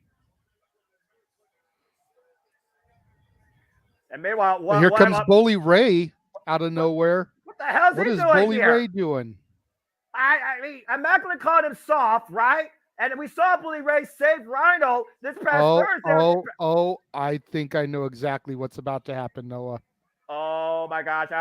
Oh my gosh! You have got to be kidding me! Macklin falls through the barbed wire table and crashes onto the entranceway, pinned to it. Bully Ray asking him who is soft now. I mean, you pay for your sins, you pay for your verbal bullying, I guess. Let's look at this again.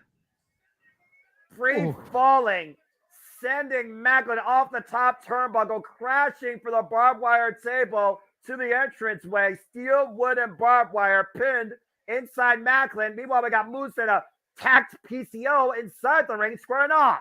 And somehow PCO is back on his feet, Noah. Irish whip, reversal, PCO in the corner. Moose falls in, though. PCO gets out of the way. PCO once again falling in. The splash to Moose. And now hooking Moose. A DDT! The PCO not going for the top here.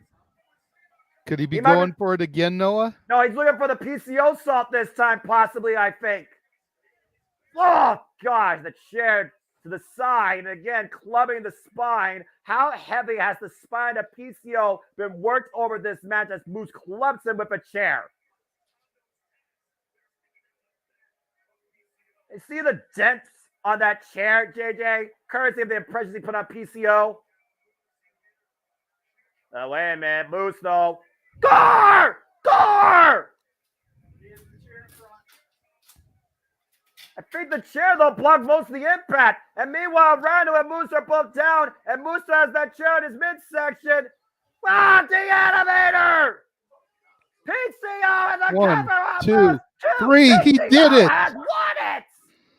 I called it. PCO survives Monster's Ball. I called it, Noah.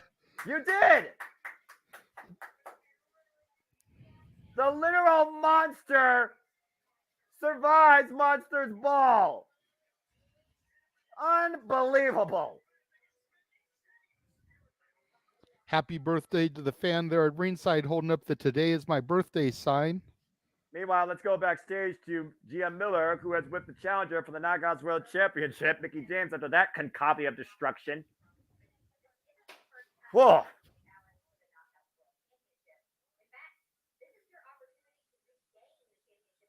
GM Miller, of course, giving us a little bit of the backstory. Again, like we said, Mickie James did not lose the title. She relinquished it due to injury. And it's a first-time ever singles matchup. Trinity and Mickie James have never faced each other one-on-one under any company in any capacity. That's crazy to think about. Yeah, right. Think about this. WWE Mickie James versus TNA Hardcore Country Mickie James. And you have Trinity, the Knockouts World Champion, taking on Hardcore Country Mickie James, the 5-time Knockouts Champion. Literally becomes 6-time. Well, I appreciate the fatality. Yeah, right? Good grief. Well, as we continue to wonder, will we see once again Hardcore Country reach the summit? We're going to change gears now to tag team action in the men's division as the Impact World Tag Team Champions is on the line. After the Rascals, with a little bit of tomfoolery, shenanigans, and a conspiracy and collusion with the Good Cans, allowed them to steal the Impact World Tag Team Championships out from underneath the ABC and Subculture for that matter.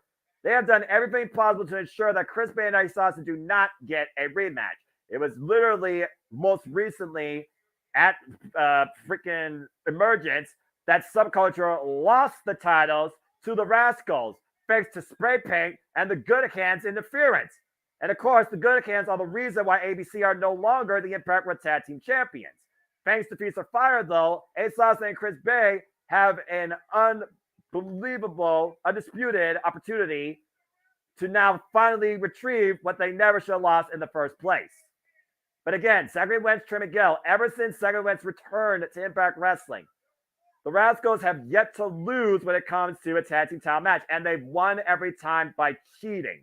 But thanks to Feast of Fire, Chris Bay and Ace Austin, they had the opportunity in their hands for any time they wanted to do it. And they chose Bound for Glory.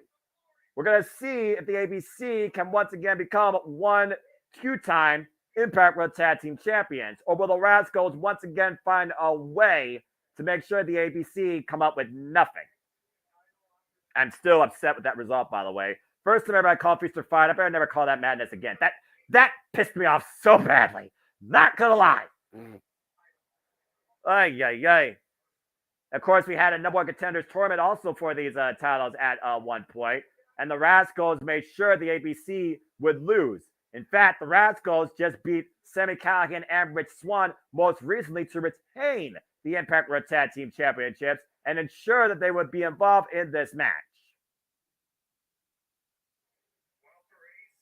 All right, Ace Austin, Chris Bay, is it inevitable that you will become 2-time Impact World Tag Team Champions? Will the Rascals once again spray paint their way towards a victory here tonight at Bound for Glory?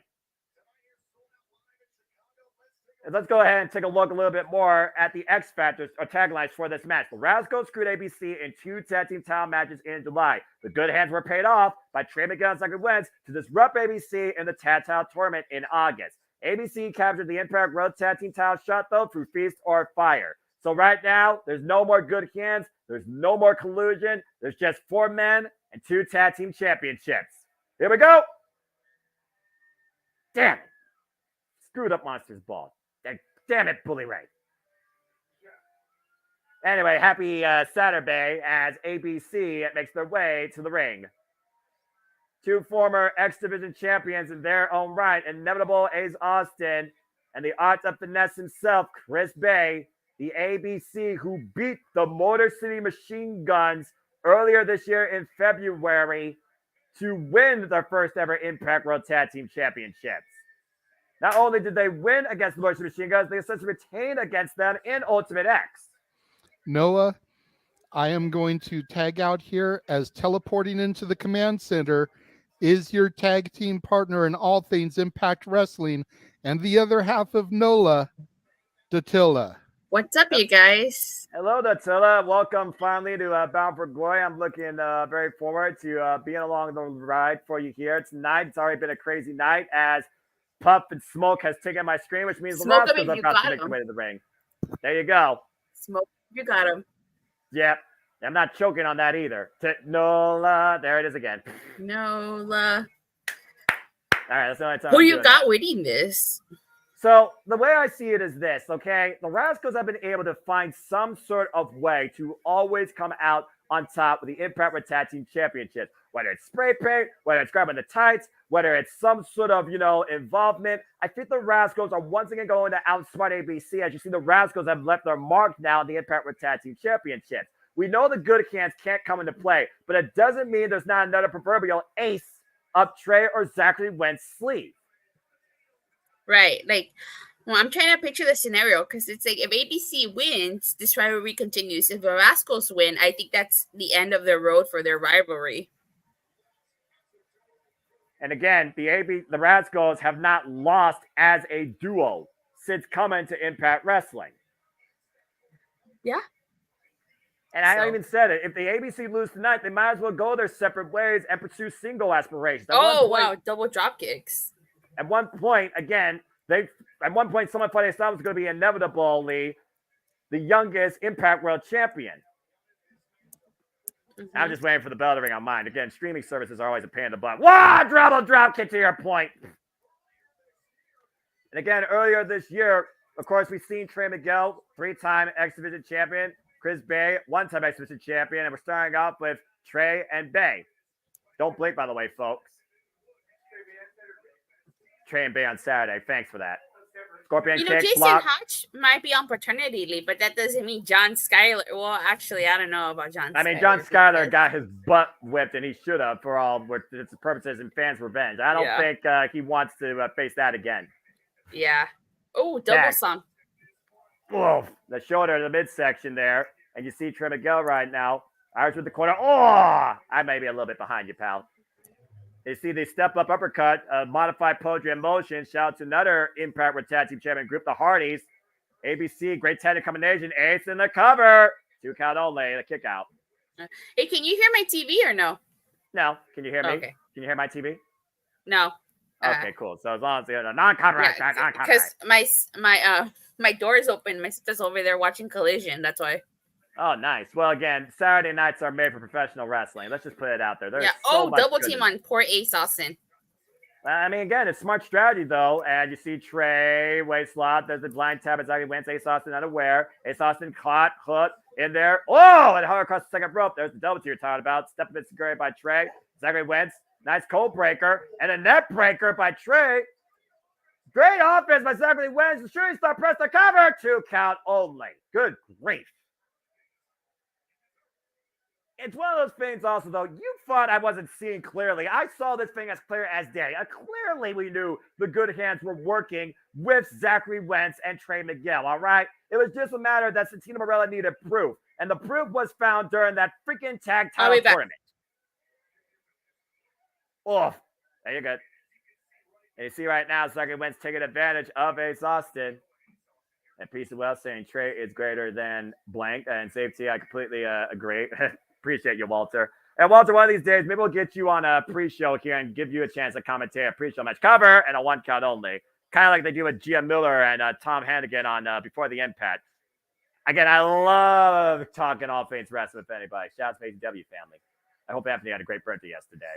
Zachary Wentz right now controlling Ace Austin. Of course, Zachary Wentz came in at Impact Wrestling earlier this year after Trey Miguel lost the SVP championship. I have to. I'll be back. I'll be back real quick. I am going to go get dinner, I guess. So. I don't blame you. Definitely want to make sure you get your fill. There's Scorpion kick. Oh, God! Neckbreaker on the apron. Renegade back with the hot tag from Dattila here. I didn't even cue it. And now Wentz in the cover, hooking the near leg, and a 2 count only. Oh, my God. I'm still wondering about the possibility of seeing Wesley in this match, Noah. That's true. Oh, well, what's the possibility that Ace Austin needs a chiropractor after that move on the apron? To the point Dattila was making about, if the Rascals win, then the angle may be over. But if the Ace and Bay win, it may keep going. If Wesley gets involved and makes his Impact debut, I think that might keep this feud going a little bit longer, because then there's the numbers advantage, and Ace and Bay still got to figure out how they're going to get their comeuppance. Tag. To your point, I also think there's another outside force that has history with Trey Miguel that I know very well from the independent scene that might make their own impact tonight. And it may not be Wesley, but I'll leave that up to circumstance.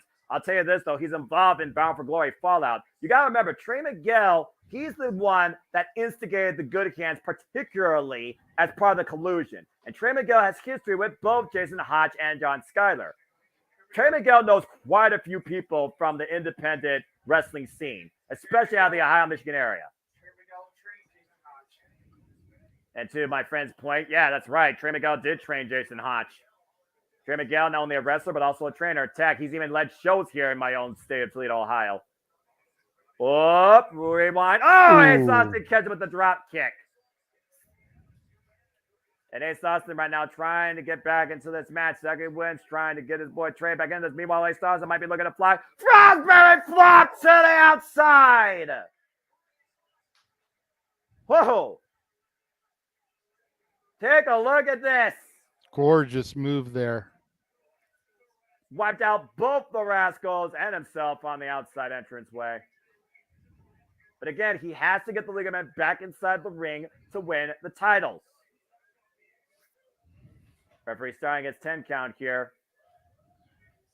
And now inside the ring, breaking the count, Ace Austin might be looking for a tag to Chris Bay, who's trying to make his way back up to the apron after that double team offense by the Rascals.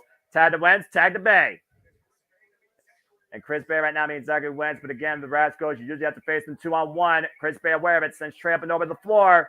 That elbow strike by Bay up the second. Nice up and over. And Zachary Wentz right now. Oh! Caught with a clothesline. Great display of speed and agility here and awareness by Chris Bay. Ooh. Big chop in the corner.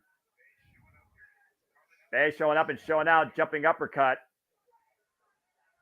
Calling his shot. Looking for the brain buster. But Trey in there to save his partner.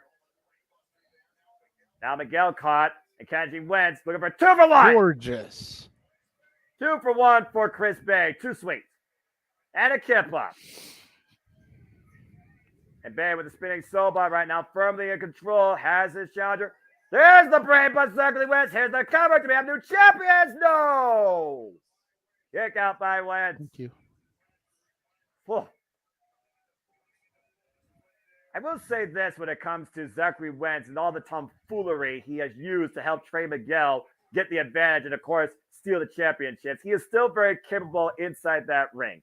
Oh, chicken pot pie. That's a good meal. Looks like it's dinner time for everybody. I tagged back in because Matilda went to dinner. Elizabeth's getting chicken pot pie, and I just had a plate of pizza brought to me. So after this match, I'm going to go to my avatar so I can eat a little bit in the intermission. Cover.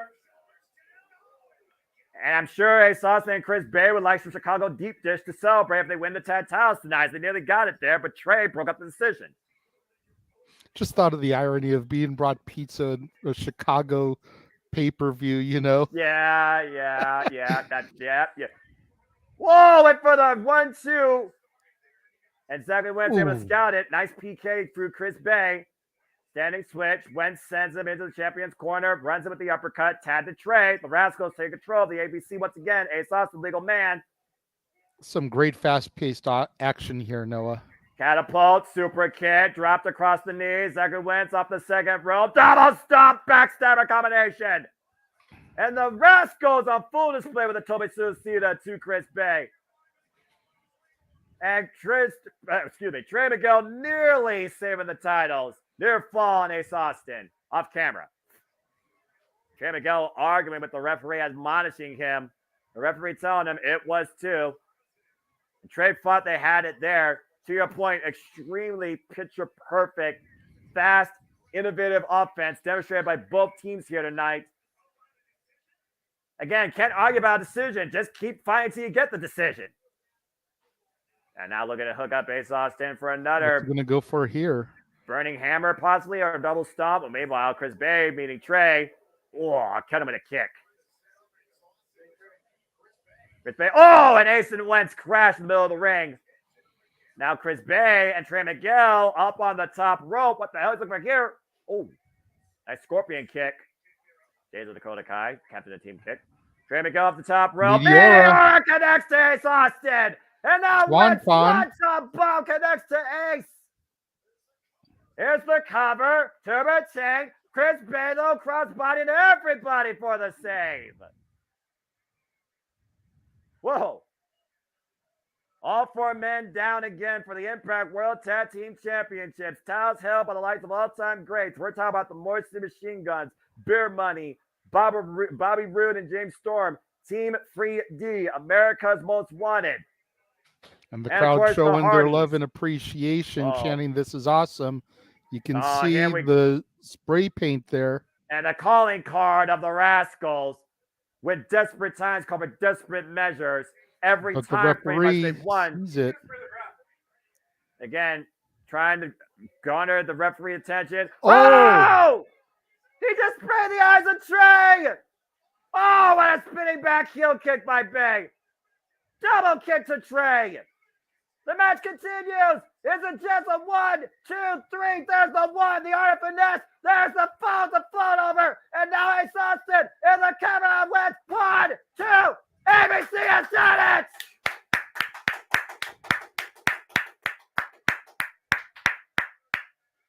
Too sweet for the two-time Impact World Tag Team Champions, ABC, with the victory. The ABC reclaimed the titles that were stolen from them tonight at Bound for Glory. Unbelievable. As the ABC once again elevates the Impact World Tag Team Division, we're about to elevate the action with two of the all-time greats in the world as Speedball Mike Bailey is about to go one-on-one with the Billy Goat, Will Ospreay. Well, JJ, title change. I wasn't expecting that. That's our first title change for the night, by the way, for those that are keeping track. Again, is that going to run the rest of the course tonight? We have seen how Impact Wrestling has changed the landscapes at their biggest shows. Every title nearly changed hands except for the World Championship at Slammiversary. So far, one title out of two has changed hands tonight. But this is not about a title, even though it could lead to a very pinnacle title opportunity. We're about to see two of the all-time greats battle for pride as Will Ospreay goes one-on-one for the first time ever in Impact Wrestling against Speedball Mike Bailey. Yeah, and we've discussed this a few times here over the course of the year when we've discussed Speedball Mike Bailey. He has truly been one of the pro wrestling MVPs of 2023. Yeah. Again, tonight, sold out, Chicago, Bound for Glory. We are about to elevate the action. Will Ospreay, Speedball Mike Bailey. Buckle up, folks. Speedball Mike Bailey, who's had over 1,100 matches in his illustrious career, 33 years of age, 17 years in the game, former X Division champion, former participant in the Best of Super Juniors, coming up a loss in a triple threat for the IWGP Junior Heavyweight Championship against Yo and Hiromu Takahashi. Up to this point, he's been looking for momentum and got momentum after beating Samurai Del Sol this past Thursday on Impact Wrestling. And Speedball Mike Bailey believes that he is the better of Will Ospreay. And yeah, that's a huge moniker to put yourself on. But you got to have that level of confidence in yourself if you're going to beat somebody like Will Ospreay. Again, sometimes a bold statement is all the confidence you need, but it's another thing to back it up. Put up a shot time, Bailey. Here comes Will Ospreay. The Billy Goat! It surprises me that there's only 3 years in age difference between Bailey and Alexander. Bailey still looks like he's in his early to mid 20s, and Alexander looks older than he is. Right? And again, Speedball Mike Bailey went 59 minutes and 26 seconds against Josh Alexander for the Impact World Championship last year on Impact Television. And of course, Will Ospreay, the year that this young man, 30 years of age, 12 years in the game, has had, with now over 1,040 matches in his career, with victories over Kenny Omega, Kazuchika Okada, Hiroshi Tanahashi, Yota Tsuji, Zack Sabre Jr. Ospreay has built a one-of-a-kind resume to back up the claim that he might be the best in the world, and looks to continue backing up that moniker for himself tonight against Speedball Mike Bailey. This will be their 5th ever one-on-one encounter. The last time these two faced each other, Will Ospreay defended the Rev Pro Undisputed British Heavyweight Championship against Speedball Mike Bailey in 2022 at Rev Pro, and Will Ospreay won. That bout went for 25 minutes. So buckle up, folks. Carnival Tile kicking things off in the early going. Conspicuous by his absence, we discussed it a little bit on Simply Predicting, Osprey solo. There's no Don Callis family. There's no Aussie Open. But at the end of the day, Will Ospreay, he's a guy that will do things on his own. But to your point, yeah, you're right. Sometimes he does have corner men, particularly the United Empire. The United Empire, of course, were in his corner during the entirety of his match against Zack Sabre Jr. at Royal Quest 3. And that match pretty much defined who was the best in British wrestling. It was Will Ospreay that got the better of the submission specialist. And meanwhile, Speed picking up quick and fast here. You got my belly up and over. Big monkey flip. And again, you see Will Ospreay's been across the world from New Japan to AEW to Rev Pro. Up and over to the apron. Speedball Mike Bailey matching speed for speed. Looking for the kick. Sweep out the leg. Denied. Will Ospreay cuts second rope. Eats a knee. Axe kick by Speedball Mike Bailey. That MMA background coming into play. Of course, we know how disciplined the martial arts Speedball Mike Bailey is. Picture perfect PK to the spine. And might be looking for the triangle. Holy shit. And wipes Ospreay out on the floor. You know, I've only seen Ospreay for maybe the last year and a half, but I've got to say he is in at least my personal top 5 greatest wrestlers I've ever seen wrestle. The kid is just fucking phenomenal. And he hasn't even begun to hit his peak yet.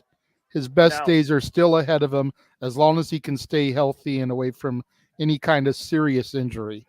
Well, again, at one point, he was putting so much pressure on himself, mentally and physically. Chris Jericho called in and made sure he didn't end up like his hero, Dynamite Kid. Up and over. Oh! Sent it to the top rope. Big boot connects. Gets leveled by Will Ospreay. Now Will Ospreay looking to fly over the top with a plunger to the outside. Could you imagine 92, 93, 94 era Shawn Michaels against Ospreay? Take my money. Right.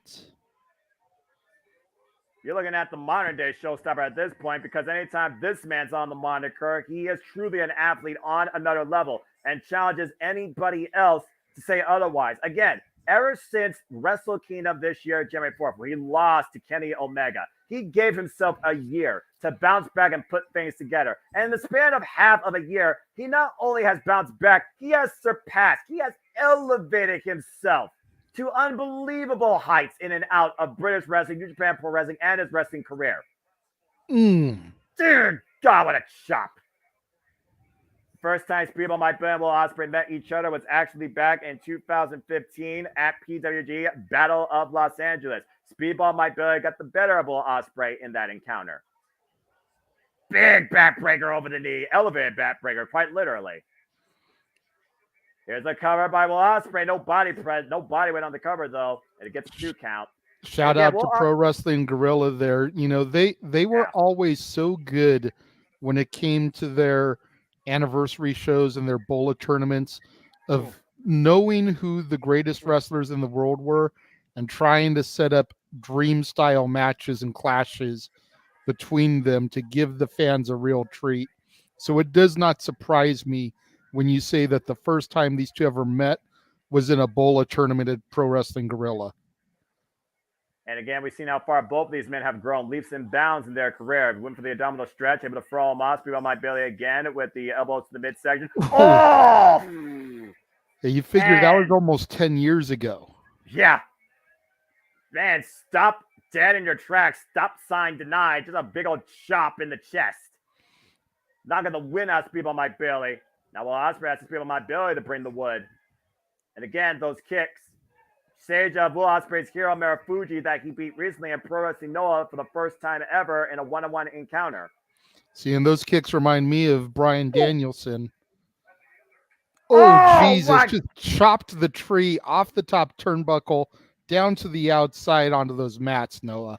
And again, Will Ospreay, he's adopted his style and his physique to still hold that level of cruiserweight capability, but hit more heavily and withstand more damage. It's part of Will Ospreay's build. And Will Ospreay right now hyping himself up, picking up speed 0 to 100, and woo, people talking off the top rope. God, just enough of that moonsault connected with Will Ospreay to take Will Ospreay off his feet. Take a look at this, JJ, and don't blink. Watch this. Good Lord. Aerial Assassin meets Speedball Mike Bailey. Yeah. Ospreay's the type of guy that anytime I hear he's on the show, I make sure I watch it. but Mike Bailey has just impressed me with every match I've seen over the last 12 months. I feel like every match is just better than the last. The kid is fucking impressive. Spinning Soba and the axe kick to the spine. And again, Speedball Mike Bailey is tested throughout the industry, in and out of Impact Wrestling. Running shooting star press. Here's the cover. Hook of the leg. No. Speedball Mike Bailey reminds me of early TNA AJ Styles. That's fair. Like, he is that guy who has just got so much upside and promise, and you just cannot take your eyes off of him when he is in the ring. Right. Every match he comes up with something different, something unique. Even if it's moves that he's done 100 times, some new combination to string them together. Such as that hesitation kick to the side of the head that rocks the opponent's ear with a ruptured eardrum that cost Will Ospreay a match against Taiji during the G1 Climax. Another pinpoint kick to the shoulder blade. And of course, that shoulder deformed forever now, as Will Ospreay has admitted. There's a permanent deformation right now in that right shoulder that prevents him from really doing the Stormbreaker up there. Nice Frankensteiner by Speedball Mike Bailey, taking Will Ospreay off the top rope. There's a reason why Will Ospreay's been doing the Stormbreaker off his right shoulder. At one point, it was a shoulder injury that put Will Ospreay on the shelf, took him out of the New Japan Cup. Whoa, that was some Matrix right there. And so it's back with a forearm, kick to the midsection. Wall kick by Will Ospreay, though. Catches him with a step by Zaguri. And now Speedball Mike Bailey picks up speed. Handstand, springboard. Caught him in with a kick. Right to the skull, both men down. Razor thin margin of error for either man to capitalize with here in this match, JJ. And we're back to ground zero, quite literally. Wow. Referee starting his 10 count up to 2 as Will Ospreay rolls to the outside up to the apron. Of course, Speedball Mike Bailey, former Impact X Division champion of 110 days before losing it to, you guessed it, Frigazarian last year at Bound for Glory. Springboard, pit, cheerio. Phenomenal forearm covered by Ospreay for a 2 count. Whoa.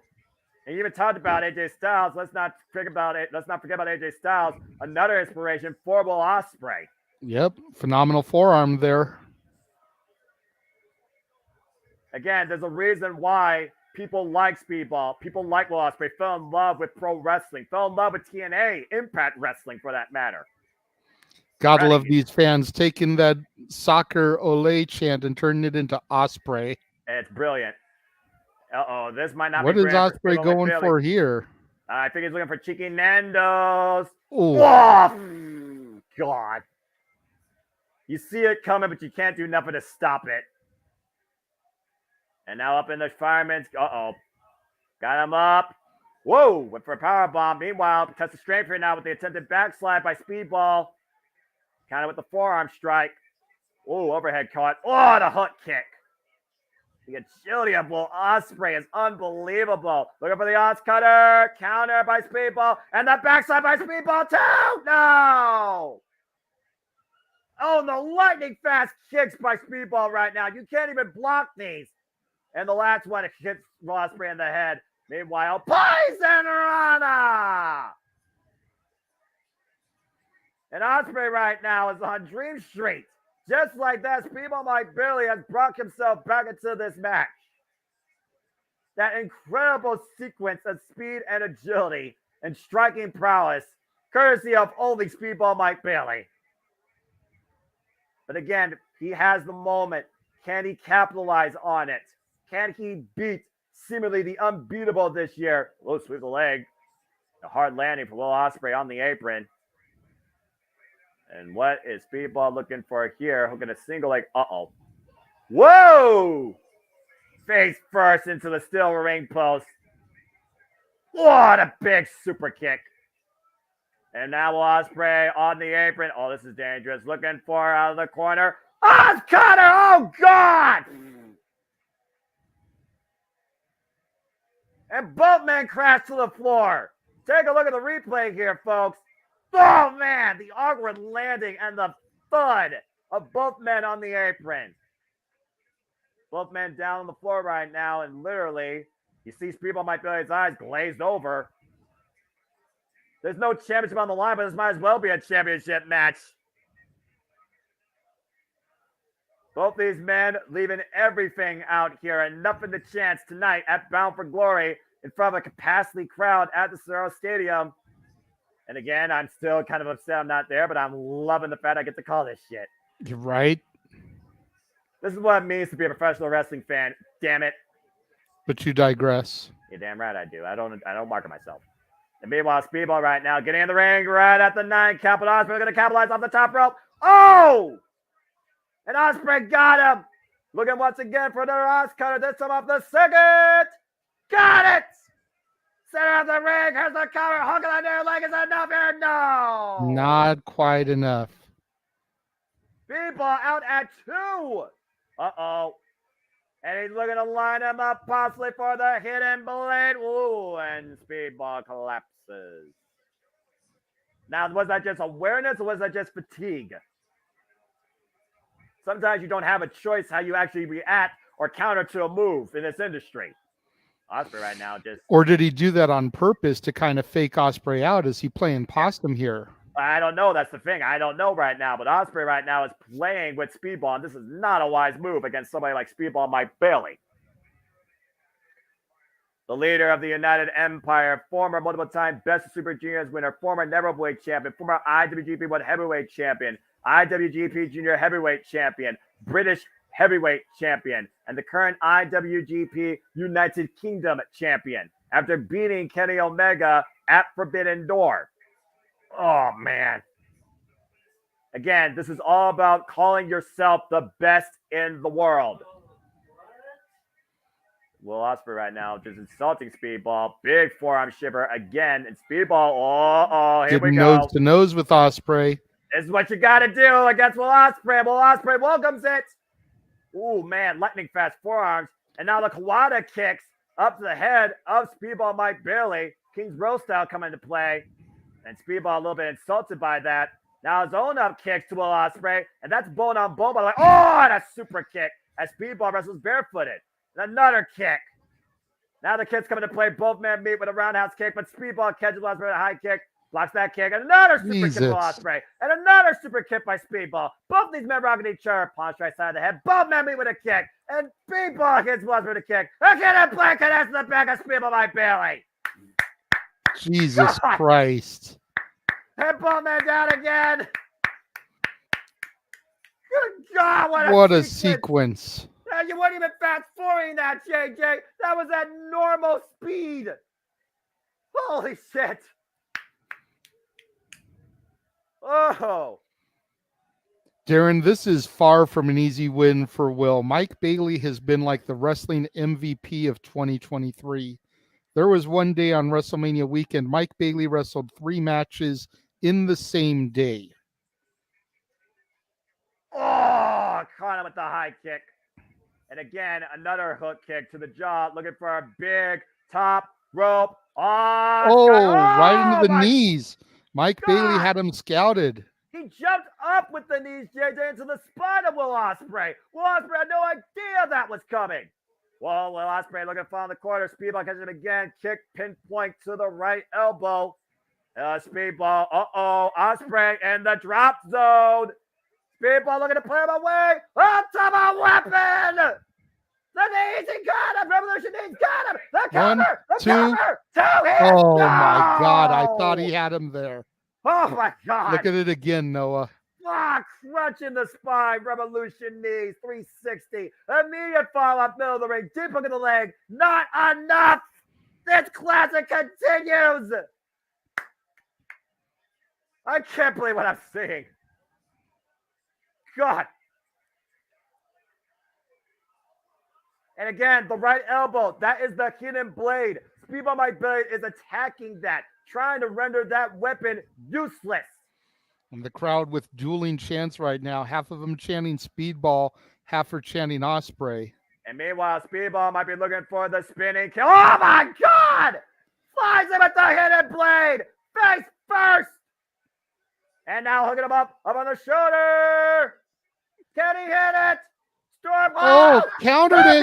Counter. 2. No. Oh, what a PT. And Speedball once again. Ultimate weapon. The knees. To the wrist and springs right back up. And now Huggable Ospreay. What's he doing now? That'll pause him up on the top rope. Bailey's thinking about something big here. High risk, high reward. Maybe the finishing move needed. Got him hooked. Oh boy. Fisherman. Jesus Christ. In the ring, cover two. No! Fisherman hook superplex, and it still wasn't enough to put down Will Ospreay. Are you freaking kidding me? What a Fisherman buster from the highest of heights for a 2.5. Noah, take a second here and read Walter's comment. Damn, I love you. No, I'm not watching it, but man, I can picture it just because you're coaching me and you're also giving JJ. Oh, God bless you. And Speedball, my boy, once again looking for another counterpunch here. What's it going to take to beat Will Ospreay? Oh, Speedball maybe taking a little bit long here. Once again, scouting for the spinning kick in the corner. Right to the face. Rocks Will Ospreay to his knees. Once again, perched on the top rope. He might be looking for the Flamingo driver. This is what he used to beat Trey Miguel when he was Ice Division champion. Oh, Will Ospreay counter the backslide, the roll up, the cover. Two, meanwhile, hooking him up. Oh, you gotta be kidding me! Oh, is he really gonna go for this? Styles Clash! Styles Clash connects! The float over the cover! Two! No! Will Ospreay just hit the Styles Clash in the house that AJ Styles built. And right now, Will Ospreay looks to take the lease from Speedball by Billy. The double underhook. Up, oh my God! Cover to Will. Oh no! Ospreay driver was still not enough. Elbow pad off. Will Ospreay looking to sink the blade in this match. And Speedball once and for all. Oh, we got to check on him, though. Again, that way he dropped right on his damn head. That was a freaking modified Tiger driver. Head blade connects! The third one of those. Up sets on the him up. shoulder. Is this the Stormbreaker? Stormbreaker!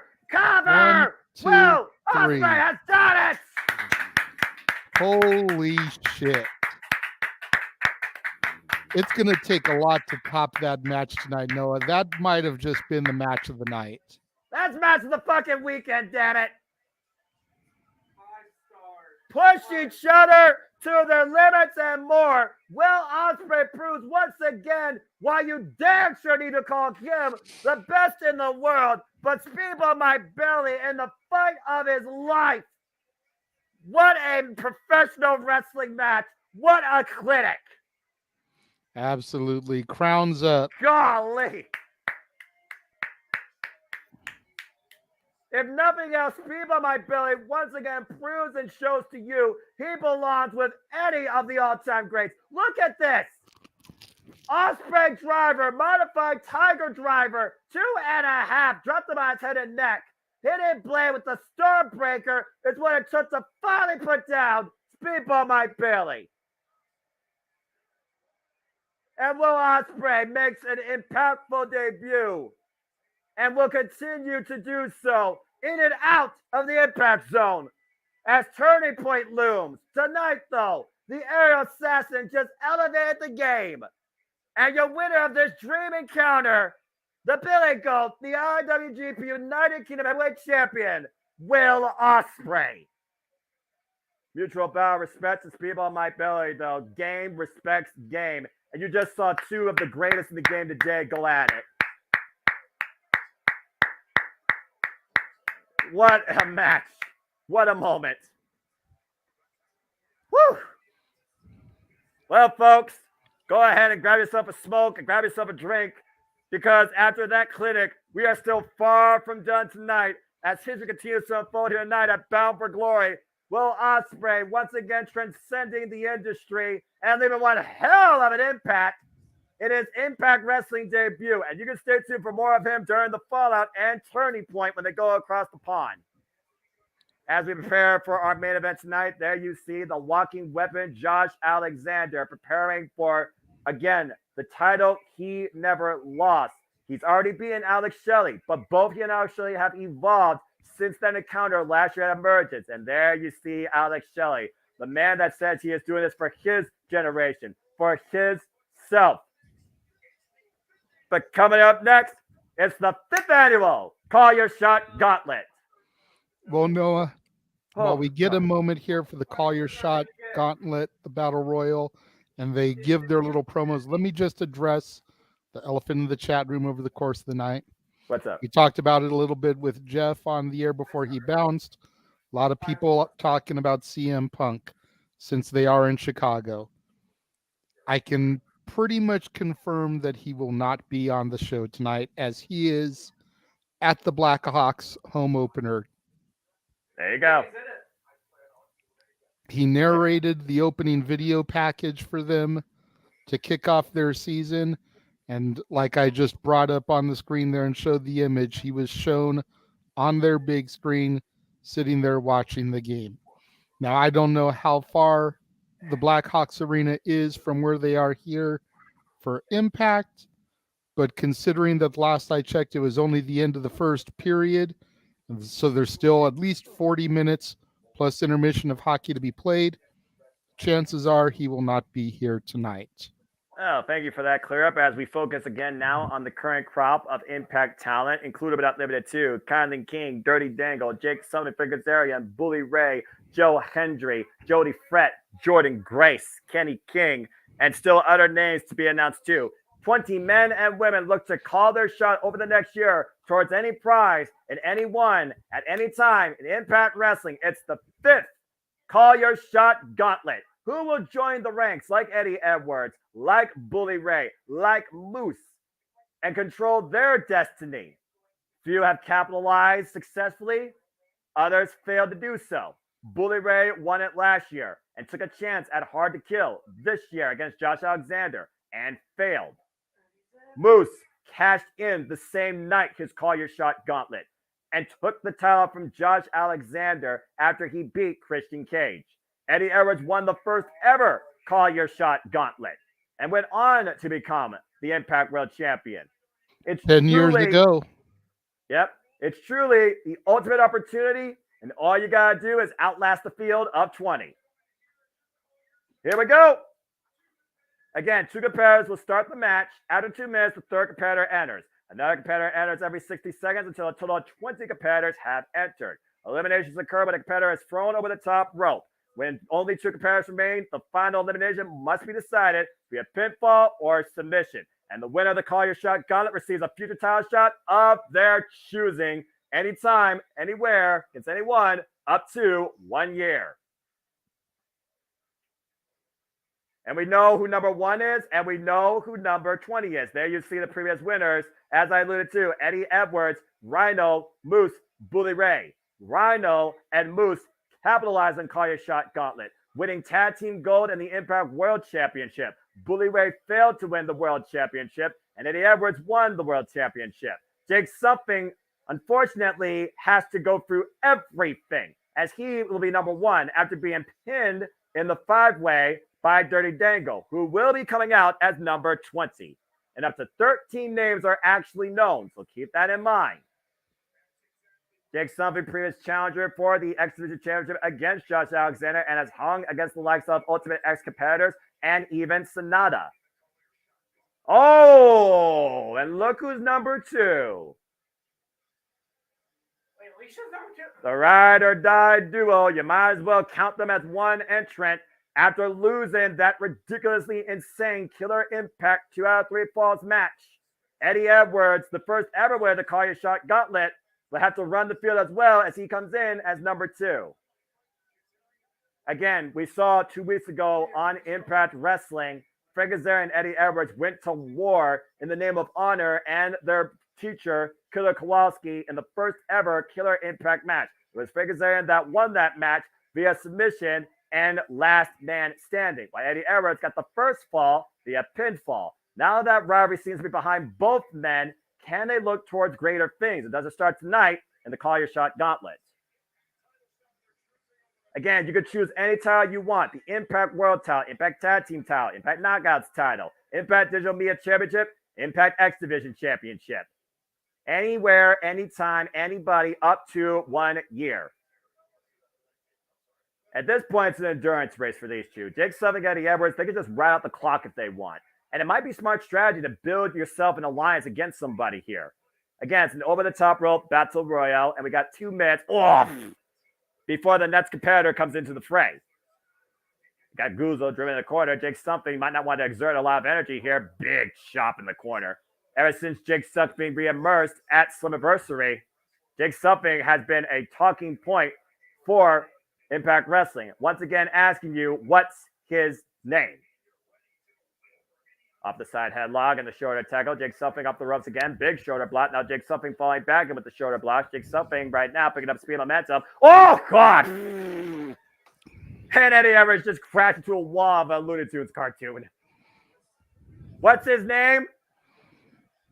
There you go. Former brother of Diener's. The Dieners, if you remember that, before Diener lost his marbles. Yeah, cousin Diener. Thank you. Atomic drop. Up the ropes. Oh, you are not going to suplex Jake Something like that, Eddie Edwards. Great Jake scoop slam. Yeah, well, Jake Something exercising his will. Again, Jake Something is the power guy here, JJ. There's no arguing that. But again, at this point, do you really exert this much energy? Is it like wise to try and eliminate that very first person quickly? Or is it just, better to conserve yourself? Oh. Well, I think it would definitely be best to conserve your energies, but right. You also have to factor in if you can get your person out quick, then you've got just 2 minutes to wait for the next person. Well, now you got your next person right now. Who's it going to be? Number 3. Kenny King.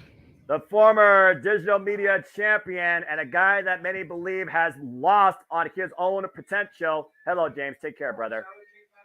And Sheldon Jean, who will be probably in his corner, because at the end of the day, there really are no rules here. It's an over-the-top rope battle royale. Again, I thought that was the Wish version of Trick Williams. Yeah, that's an insult to Trick Williams, but I digress.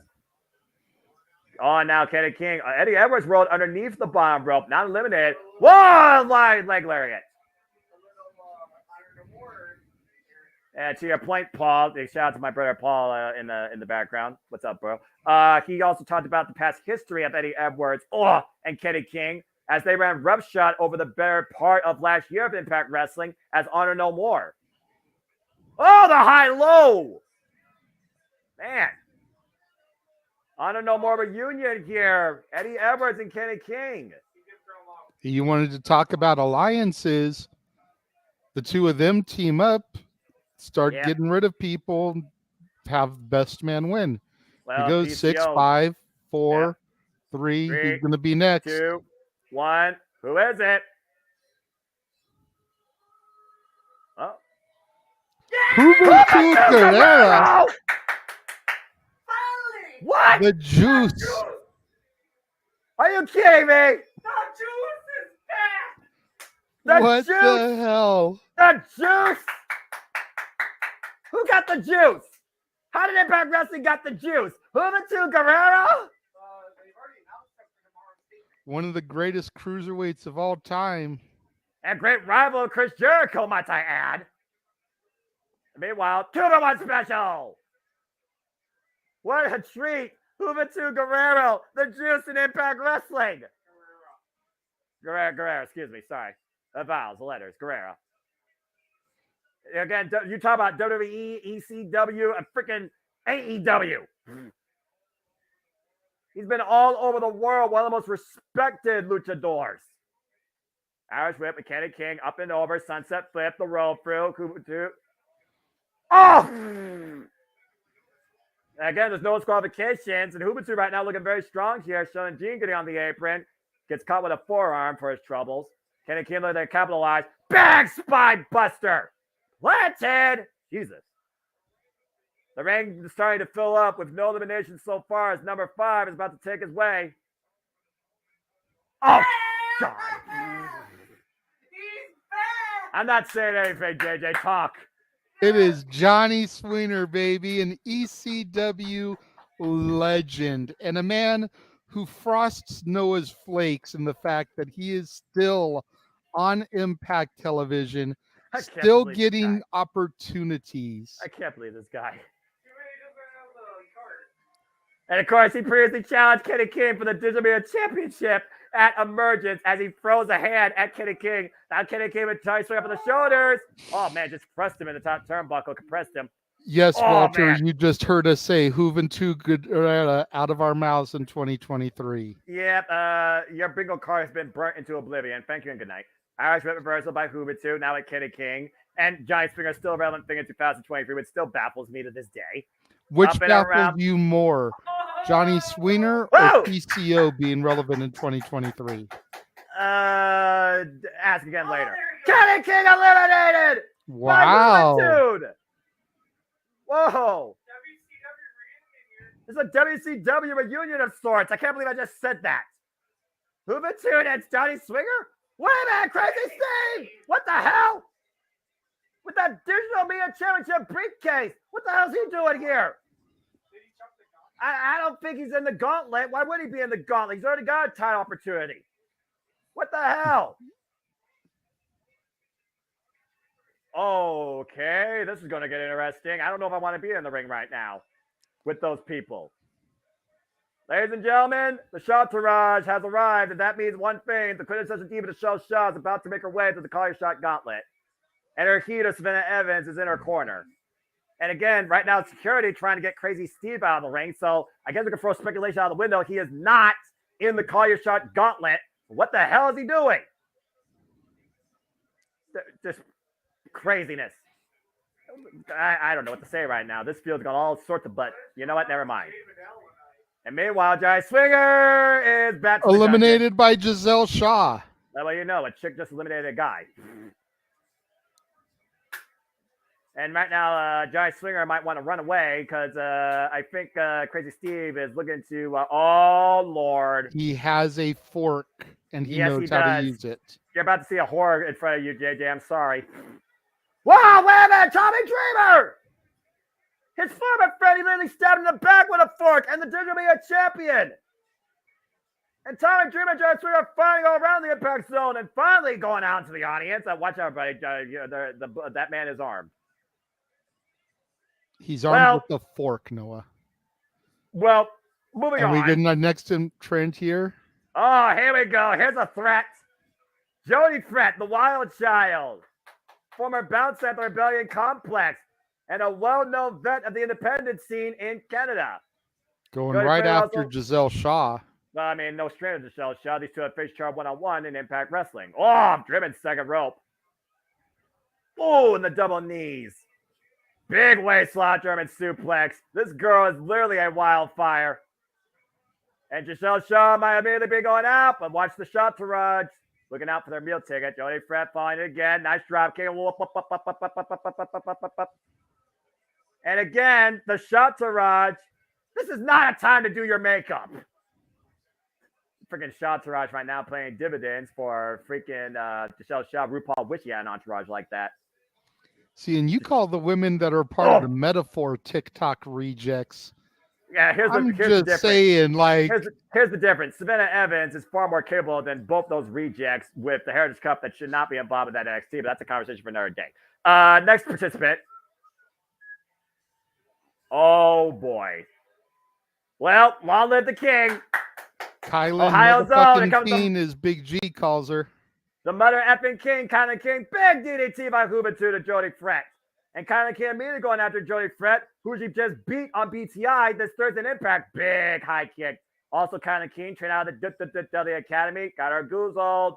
Oh, buckle bomb. I just noticed Hoovy hasn't taken his mask off. He's been unmasked for years, and he's still competing with his mask here. Interesting little note there. We all know who he is, right? Well, right now we got 3 men and 3 women in the ring for whatever it's worth. Well, we know who he is, but has he ever competed in TNA or Impact before? Whoa! This audience may not know who he is, which would allow him to be masked. And there goes the juice. And the juice got loose. Yeah, well, I was going to say poured out because the juice is ready loose in AEW, but I digress. Next participant here, as Eddie Edwards did eliminate Juventud. All right, who we got next? What? Who is this? What is this?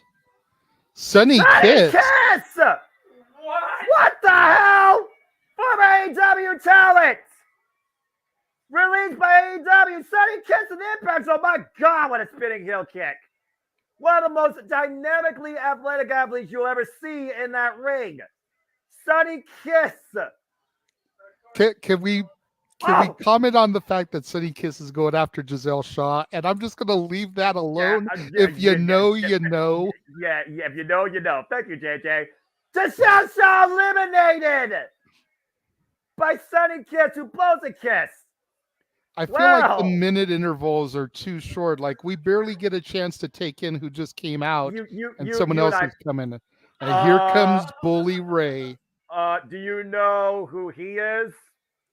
I have known who this man is for 24 years.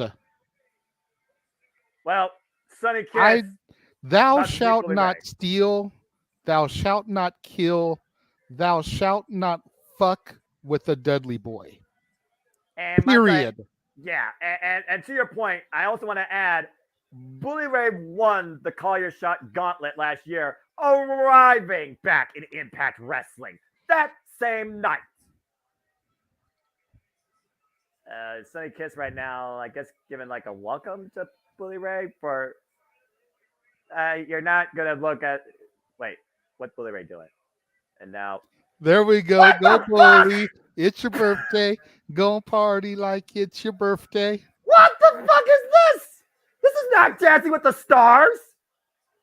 I didn't know Bully Ray was so elegant on his feet, though. I gotta admit, I'm quite surprised. I'm surprised Bully didn't just throw Sonny over the top rope once he jumped in his arms. I'm gonna give that an 8, just for clarity's sake. Next participant. It is Matt Cardona. What? Oh my Woo, woo, woo. You know it. The self-professed indie god, Matt Cardona's back in Impact. And immediately caught by Bully Ray. Boom! Scoop slam. Well, is he back in Impact or is this a one-shot deal? And Bully Ray holding Cardona for the what's up. Sonny Kiss going to the top rope. Hey, JJ. What's up? Oh, God. Sonny Kiss getting to deliver the Devon portion. Sonny. What? What the hell's happening? Get the tables. Well, Chelsea Green, you're not having children anymore. Oh, and Kylie King drops Sonny Kiss, which is ironic because Kylie King was trained by the Dudleys. And meanwhile, we have lost all sense of control here. This is fucking in the words of Bill Goldberg, who's next? I don't know. Oh boy. Shit. Holler if you hear me. The Juggernaut arrived. Pump. Jordan Grace, Big Mama Pump, who just got through beating her greatest run with Deonna Purrazzo. Oh, and she walks right up to Bully Ray. She is not intimidated by him. No hesitation. No intimidation. JJ, I want this one-on-one match. I don't know why, but I do. Again, Jordan Grace has made history. First ever digital media champion. First ever Clear the Mountain and multiple time Knockouts world champion. But she has yet to win the Call Your Shot Gauntlet. And this field is really filling out. And might I add, by the way, number 1 is still in this. Jake Something. Action continues here. And seriously, we're going to the next participant. Screw a clock. Who cares about a clock at this point? Just bring them all in. We got time limit on this building, folks. Sorry. Next participant. Uh-oh. Showtime Eric Young, baby. The world-class maniac and the former Impact World Champion who came back from the dead at Slammiversary, reunited with Scott D'Amore as Team Canada, and finally put down his own creation in the design, Diener. Eric Young, of course, no stranger to Eddie Edwards. These two feuded over the freaking Impact World Championship during the better part of 2020. Up in the Fireman's Carry. Fall! Big Defy driver. Uh-oh. Matt Cardona's pile driver!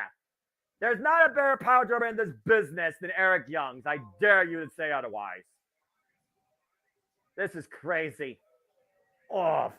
Again, shout out to our fellow Impact correspondent, Tila. I hope that she's enjoying the show and hope she's doing well with her family. Looking forward to seeing you again here on Multiverse Mia. Stay tuned for her stuff on It's Wrestling Time, folks, as she will have her own review show for Bound for Glory at a later date to be determined. And meanwhile, Eric Young up and over. Eddie Edwards eliminated by Eric Young. That was a big elimination right there. Cardona right now standing front of the middle of the ring and Jordan Grace putting the boost Sonic Kiss. Meanwhile, next participant, I've lost count. Yeah!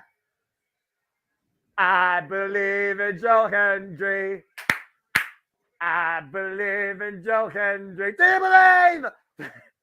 The former digital media champion of 256 days with an irrefutable smile. Say his name and he appeared. And no stranger than Matt Cardona. Let's not forget his great music video, JJ. And he took the towel from Matt Cardona. Again, da-da-da-da-da-da, Edge's bitch. Uh-oh. The stalling verticals. I'm so damn happy to see this. Stalling verticals. Chanting, we believe. Do you believe? Oh my gosh, I love this. And meanwhile, the next participant, I don't know. Let's see what we got. Uh-oh. Oh, boy. Matt Cardona's ready. Matt Cardona's ready, mate. And the self-professed most professional wrestler and former digital media champion, also no stranger to Joe Hendry, Brian Myers. Oh, he just speared Joe Hendry. And Joe Hendry set up over and eliminated. There goes Joe Hendry. That was my number 2 pick. Well, damn it. Oh, wait a minute. Matt Cardona and Brian Myers together in the ring again. Look at this reunion. And they're hugging it out. You got to give the people what they want. And Sonny Kids with a meeting of the minds to both men, just slapping that taste out of their mouths. Up and over. Wait. Whoa! Cardona and Myers set for the ride. And Sonny Kids up and over. Goodbye, Sonny Kiss. Well, damn it. Meanwhile, I lost count how many we got as we go towards our next participant. And Jake Sullivan, number 1, is still in this match, by the way, folks. Here comes the Rebel. The redhead Rebel, the redneck. Heath. And a former Impact World Tag Team Champion.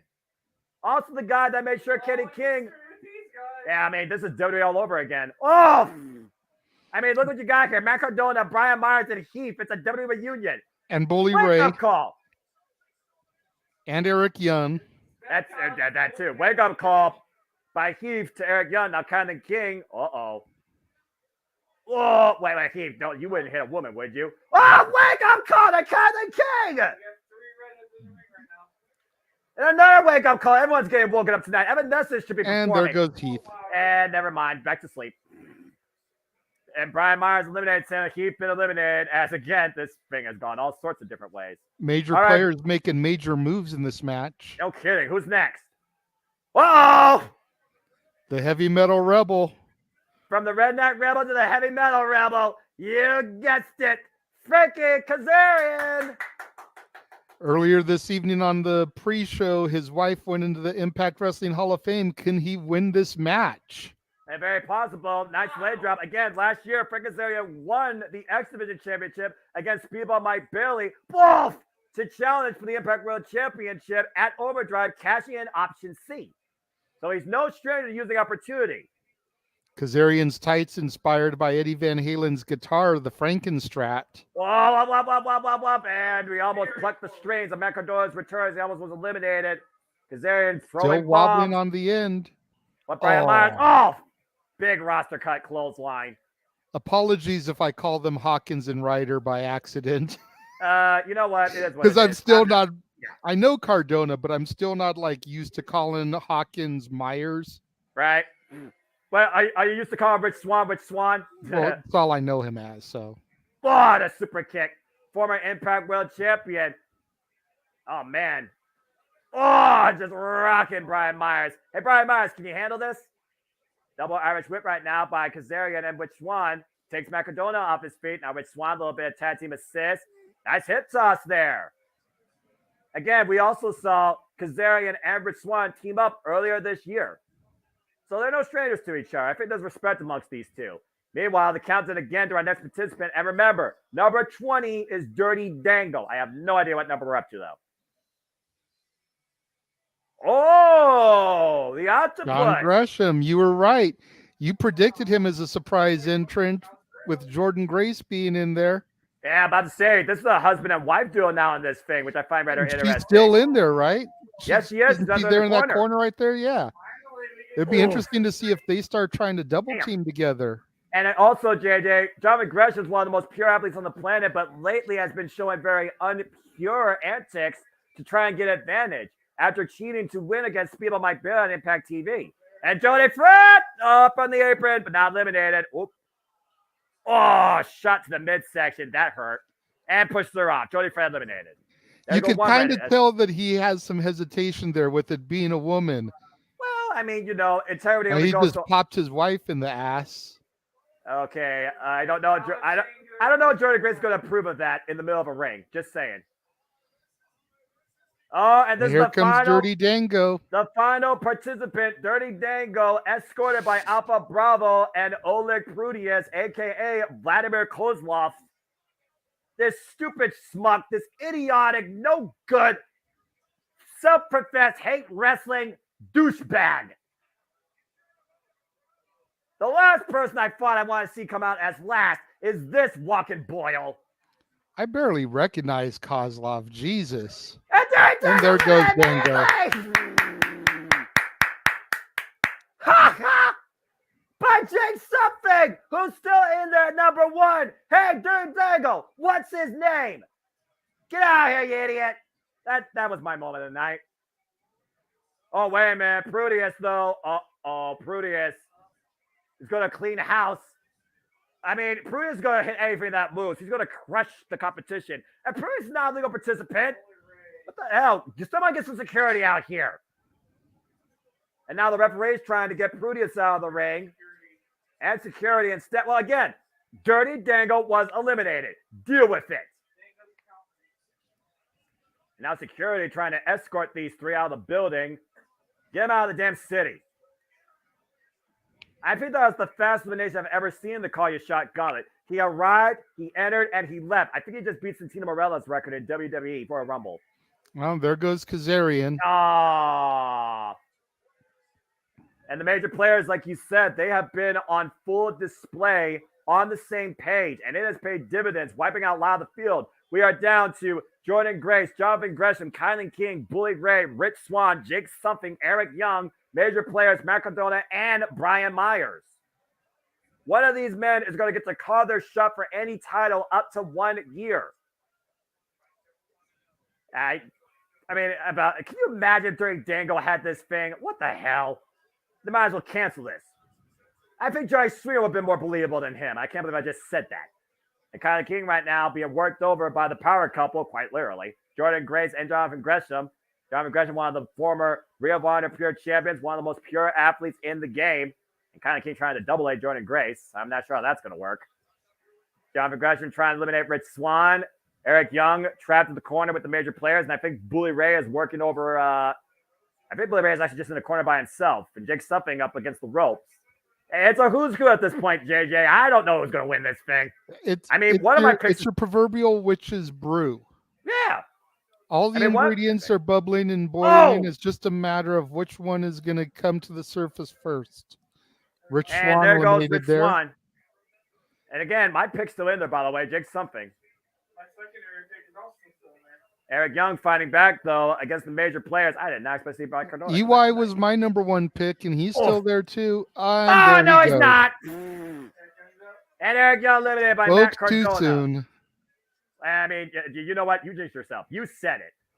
Then meanwhile, Jake Something right now might be going over the top rope. Jonathan Gresham trying to eliminate him. This match is crazy. Now Jake Something, Jonathan Gresham with the second rope. The moonsault. Oh, no. Got caught. Oh, and Jonathan Gresham just jumped to the floor in front of his wife. And now the major players are assaulting Jake Something, which might be the biggest threat to them winning. Well, to your point, man, when he first came out, you mentioned what a power guy he is. He was number 1, so he's going to be the most tired. He should be, that double vertical. He should be the easiest to break down and eliminate at this point, but he just seems to have that core strength and endurance that's going to allow him to grit through and possibly even take this, Noah. Well, again, we've seen people go pillar to pillar in Royal Rumbles. Jake Summers are going to do that in the Call Your Shot Gauntlet, which has yet to be done in this short Battle Royale's history. Just throwing himself into the midsection of Brian Myers. What's his name? Something! And Black Hole Slam! And meanwhile, Shades of the Monster Abyss with that one. Well, I mean, Matt Cardona was looking for radio silence. Instead, he got silenced on impact. Matt Cardona returning from the Indies, looking to be sent back the hard way by Jake Something. Wrapping himself around the ropes, though. Brian Myers, though. Whoa! Low blow. Perfectly legal. Nose guard the cage, and Jake Something eliminated. Damn it. Oh! And Matt Cardona There goes Myers. just eliminated Brian Myers. Sorry, bro. Every man for himself. We're down to the final four. Bully Ray, Kylan King, Matt Cardona, and Jordan Grace. What a foursome. And no kidding. Oh, Cardona and Jordan Grace squaring off. Kylan King and Bully Ray squaring off. I mean, Jordan Grace and Matt Cardona fought over the Judgment Championship against each other, and Bully Ray trained Kylan King. She straight out of the Dudley Academy, and Kylan King eliminated Matt Cardona. We are down to Jordan Grace and Bully Ray. Could Bully Ray be the first repeat back-to-back victor in the Bound for Glory Call Your Shot Gauntlet? Well, think about this, JJ. The only way to win now is via pinfall or submission. There's the bell. Holy hell! Jordan Grace and Bully Ray are one-on-one in the ring for the Call Your Shot Gauntlet trophy and the opportunity. Did you see her face there, Noah? She seems a little bit emotional of the fact that she's getting this opportunity with Bully Ray. Yeah, well, I'm sure Bully Ray was a huge inspiration for her when you think about her attitude and her physique. Just chops, knocks her down. And Jordan Grace, like, that all you got? Hit me harder. Jordan Grace is looking to upset what Tessa Blanchard did. Put that in perspective. That's a fair shout. And she should not be taunting Bully Ray. We know Bully Ray has no problem putting women through tables. Yeah, you could ask anybody for that matter. Dixie Carter, Mae Young, take your pick. Again, the rules, again, Impact Wrestling, men are not afraid to mix it up with women, and women sure as hell are not afraid to mix it up with men, and sometimes the best action you could get. Jordan Grace, let's skip out of the corner. Again, look at the size difference, by the way, here with these two. And Bully Ray up the second rope. Uh-oh. Bubba Bomb misses with a big senton. Did you hear the way that ring just bounced? Jordan Grace. Oh, spinning back fist. The Hurricane. Shades of Eddie Kingston. And another one. Rocking Bully Ray. A third one again. Bully Ray still on his feet and just whips Jordan Grace snatches her by her hair and throws her back on the ground. I don't want to sound like this is domestic violence, but I don't think it's the first time that Bully Ray snatched a bitch. No, I don't think so either. And the smile shows how much he enjoys it.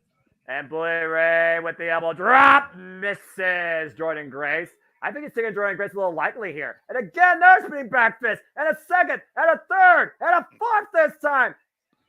I was just going to say the same thing, Noah, about him taking her lightly. You could tell the way that he just kind of strutted. No way.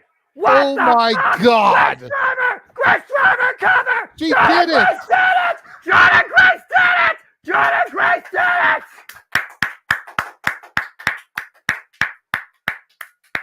Jordan Grace just beat Bully Ray, and has won the Call Your Shot Gauntlet for the first time ever. Jordan Grace continues to make history.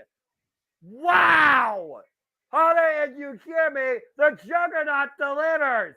Jordan Grace, Grace Driver, Bully Ray, and pin him. Unbelievable. And now she has a title shot of her choosing anytime, anywhere, anyone she wants, up to a year. Congratulations. Unbelievable. That's incredible. and the first woman to win the Call Your Shot Gauntlet. The Juggernaut creates more history. Jordan's on the microphone, says she loves making history. And she's damn good at it, too. All right.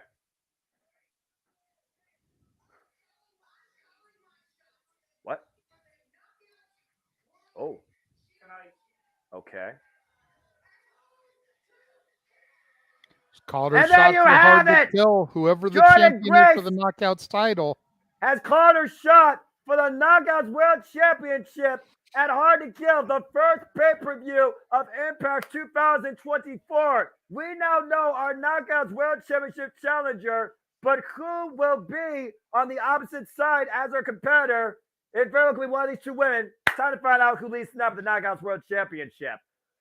What a moment as the Knockouts once again make history and prove why they are the standard bearer in professional wrestling. Damn it. Oh, my goodness. Well, as we got a moment to breathe, folks, we now go to the richest prize in the Knockouts division that Jordan Grace wishes to pursue once again. That now is in the hands of Trinity. Trinity, who arrived from the land of giants, from WWE, only known prior and all in WWE, came from there to Impact Wrestling with something to prove. And she proved it at Slammiversary against the virtuosa Deonna Purrazzo, beating her for the Knockouts World title via submission and successfully retaining in a rematch, tragically obligated by the challenger, same way via submission. Since then, Trinity has stood up against the best the Knockouts division has to offer, and then some, and now finds herself one-on-one for the first time ever against a true knockout OG, but also a fellow friend from WWE. Peers, rivals, friendships, all that goes out the window when the bell rings for the richest prize in the Knockouts division, the Knockouts World Championship, a title that Mickie James defended last year at Bound for Glory against Mia Yim, a title that Mickie James won at Bound for Glory 2 years ago against the virtuosa Deonna Purrazzo. It is a first time ever true one-on-one encounter in both these women's respective history. And tonight we're going to see truly who is bound for glory. Yep, and as we just found out with the Call Your Shot Gauntlet, Jordan Grace will challenge the winner of this match at Hard to Kill. And we will be calling that here, folks, the Jeff Meacham Network live watch-along events here on the Multiverse with me at January 2024. Again, let's go through the tail of the tape here. Both these women, very small differences in height. Of course, Trinity has the Starstruck in the rear view, Mickie James the Mick DT, and the Mick Kick. Accolades, of course, she is the reigning Knockout World Champion, 3-time champion in WWE, but Mickie James is a 5-time Knockouts World Champion and a 6-time champion in WWE. Here we go! Allison Lee will be our official here. This will be an all-female contest. Respect women in wrestling, damn it. And Mickie James, once again, putting it all on the line for herself tonight to make history, to prove her worth, to prove she still hangs, to prove she still got this. Again, JJ, earlier this year, she literally put her career on the line in the last rodeo and beat Jordan Grace at Hard to Kill. Since then, she has defended that title successfully against the likes of Giselle Shawn-Slavic, only to relinquish it due to injury. It is the title she never lost. But Trinity's glow has never been brighter in her entire professional wrestling career before coming to Impact Wrestling and becoming the Knockouts World Champion. And now we're going to see truly if she shines with the brightest lights tonight. It's too late to change picks, huh? That's correct.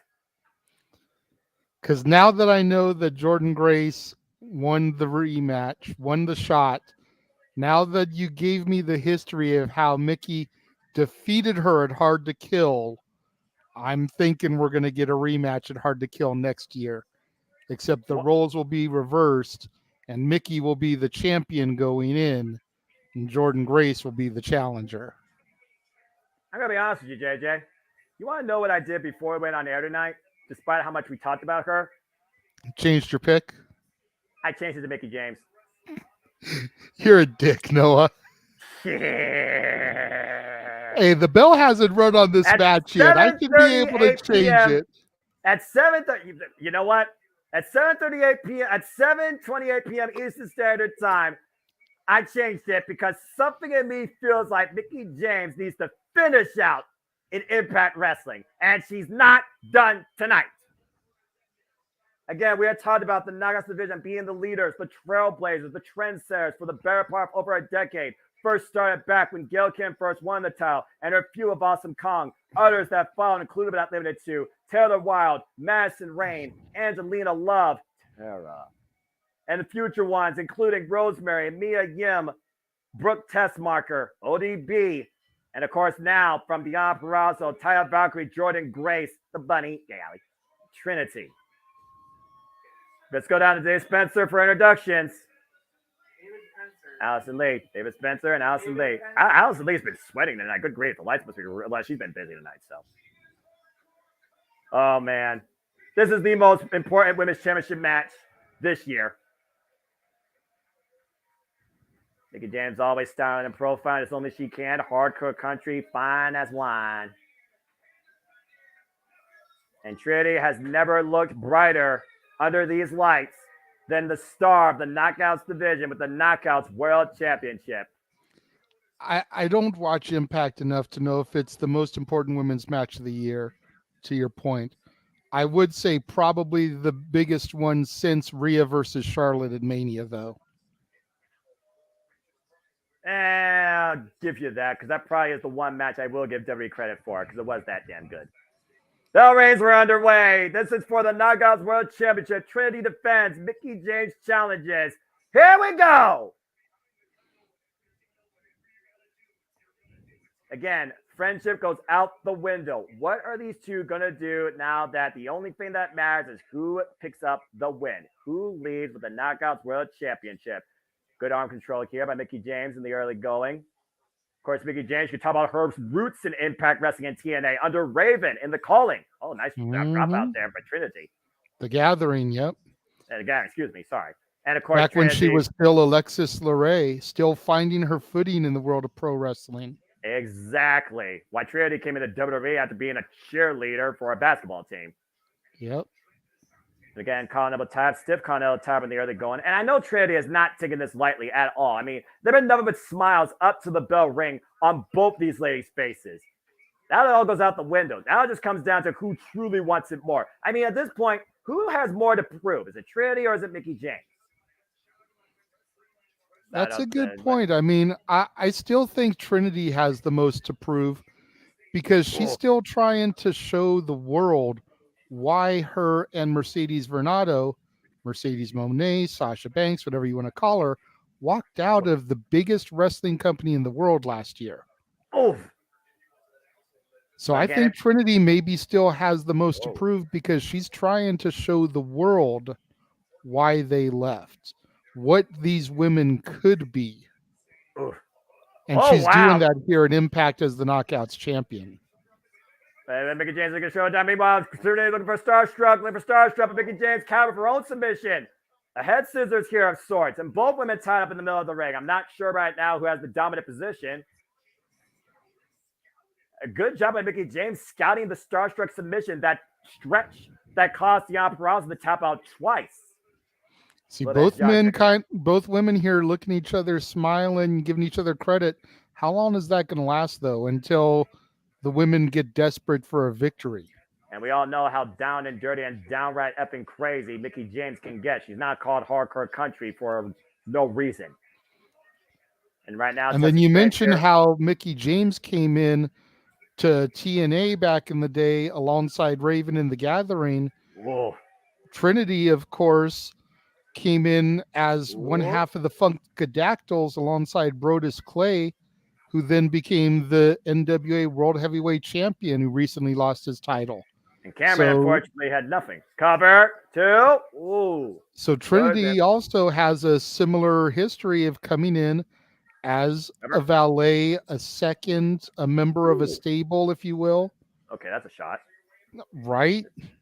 Cameraman. I was trying not to bring attention to it, Noah, which is something I normally would do. Bring attention to it. Let's be honest, someone was going to. I just beat them to the punch. All right, you know what? Does anybody have that fork from Crazy Steve earlier? Because there's a lot of cake in the ring. Oh, Jesus.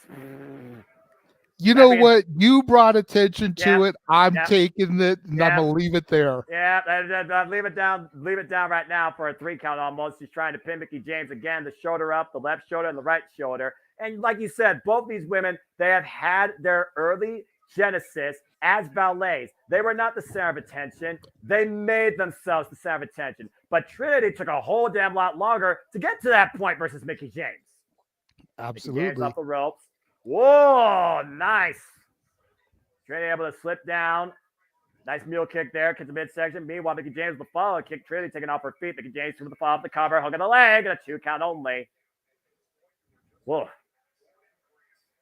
And again, Jordynne Grace has called her shot. She will get a shot at the Knockouts World Championship at Hard to Kill. Could it be one of these two, though? Again, we still have a lot of time between Hard to Kill. That usually takes place in January. But Jordynne Grace has never faced Trinity. Jordynne Grace has worked with Mickie James, but to my knowledge has not faced Mickie James one-on-one. Irish whip, and meanwhile, Trinity caught Mickie James. Oh! Good kick there by Trinity. Mickie James rods to the other corner. Trinity looking to follow up. Meets an elbow strike. Now Mickie James up to the second. Caught Trinity. Looking for the Harris. Sending Trinity across the ring. And Trinity now answering one of her own. Tip for tap, move for move here, JJ. Top form right now. Both of these incredible athletes are for the Knockouts World Championship. Oh! Put some stank on that one. Big forearm strike, followed up by Trinity. Oh, I just slapped the taste out of her mouth. Mickie James did. Ooh. These are women throwing bombs, folks. These are wrestlers leaving it all out there for the richest prize in the Knockouts division. Swing and a miss, swing and a miss. Mickie James went for the high kick. Trinity went for the high kick. And both women collide in the middle of the ring and still remain the vertical base. And again, both collided, both down. What a collision. And again, I also wonder how much of that injury, still ails Mickie James. Remember, what took her out in the first place? I honestly wonder, can Trinity exploit that, or has that never been exploited? Whoa. The wear and tear of this battle showing already in the early going. As both wrestlers right now, both out on the floor, opposite sides, as Allison Lee starts her 10 count. Again, the Knockouts World Championship can only change hands inside the ring via pinfall or submission. And no one wants this match to end this way. I will freaking walk out this room and not come back, damn it. Trinity is the 63rd, by the way, Knockouts World Champion in this company's history as both women make it back inside the ring. Trinity, 35 years, 14 years in the game. Mickie James, 44 years of age, 24 years in the game. Oof. Elbow strikes by Mickie James, and Trinity now looking to follow up here. And Trinity, kicked in the midsection by Mickie James. It was on cowboy boots either, but there's some real cowboy shiznat going on here. Oh, the rear view! The rear view! A counter deep hug on the leg, too, no! Damn, that rear view hit flush front. Irish whip, reversal, Irish whip. Trinity up and over, out the corner, catches Mickie James. Okay, what was that? Some bad vibrations of sorts in front of Mickie James' face, and Mickie James, oh, hell no. 2006, lift me up, Mickie, damn it! Whoa! Mickie said, don't threaten me with a good time. Look, the girl already prepared herself. We already know the girl already prepared herself down under, all right? Me and Jeff learned that the hard way at Hard to Kill. Freaking, what was it? 2 years ago? 1 year ago, excuse me. Off the top rope, Bronco Buster, deep hook, 2, the Trinity reversal, 1, 2, no. I did say Mickie James was crazy, right? I just want to put that out there. Yes. Oh, Not man, quite as crazy as Victoria, but right up there. Can I please get in this day and age Mickie James versus Victoria? Anyway, split leg. leg. Moonsault. Starship Pain, Shades of Johnny. Oh, Impact for a 2 count. Former Impact World Champion, might I add. There's a whole lot more going on here besides what's happening in the ring, and I can guarantee you that's going for everybody's minds and then some. Trinity right now trying to continue the momentum. Oh, knockouts wrestling. I love it. This is women's wrestling, damn it. Oh, the mid kick connects. Hook of the far leg to the champion. No. And Trinity stays alive.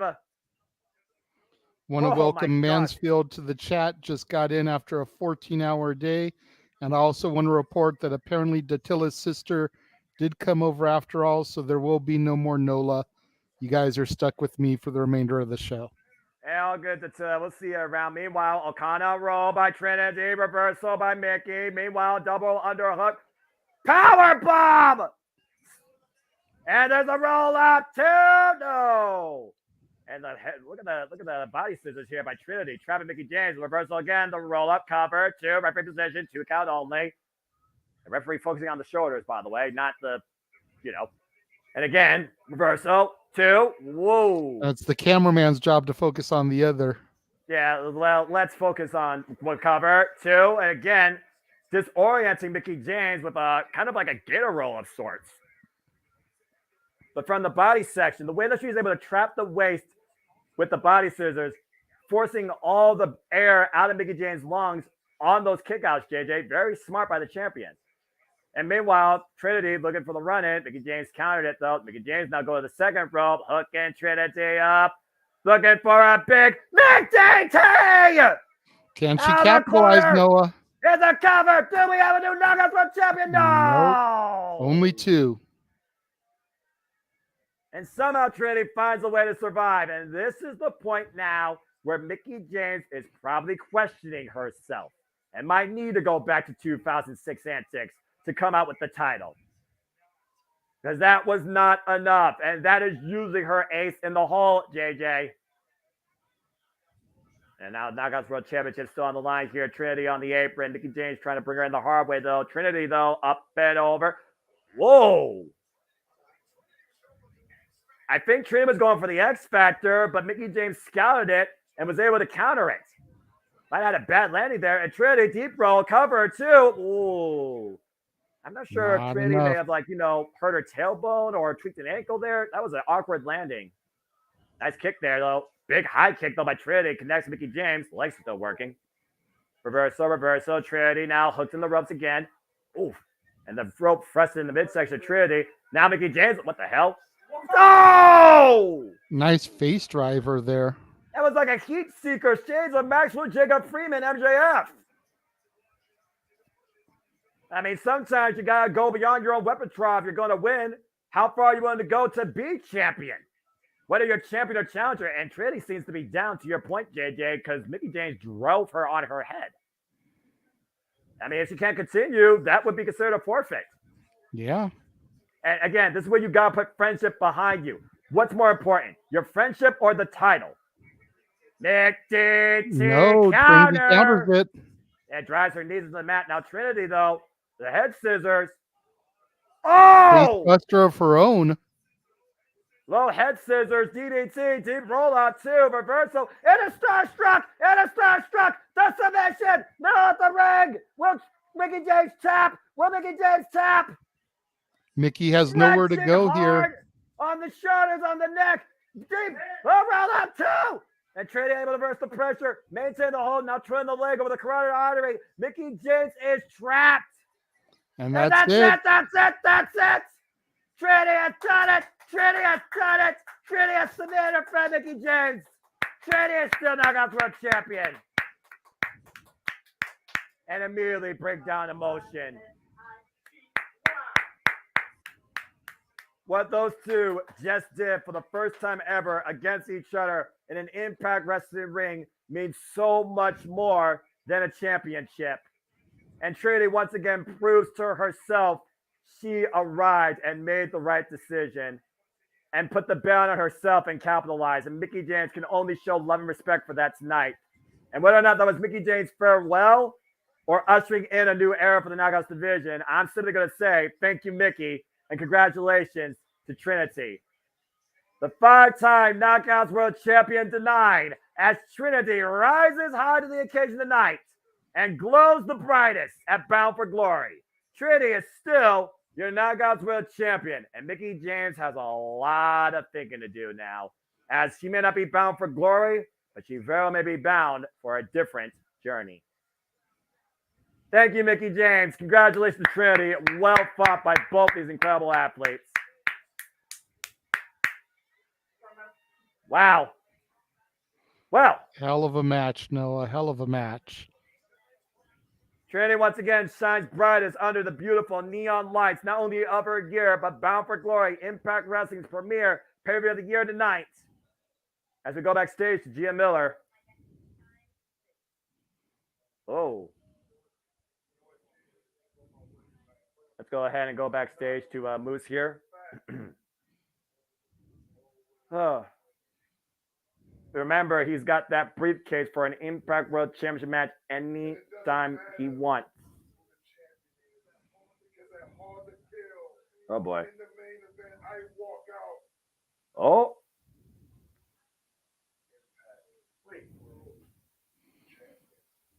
Wait a minute. Did Moose just call his shot for Hard to Kill? Like he did.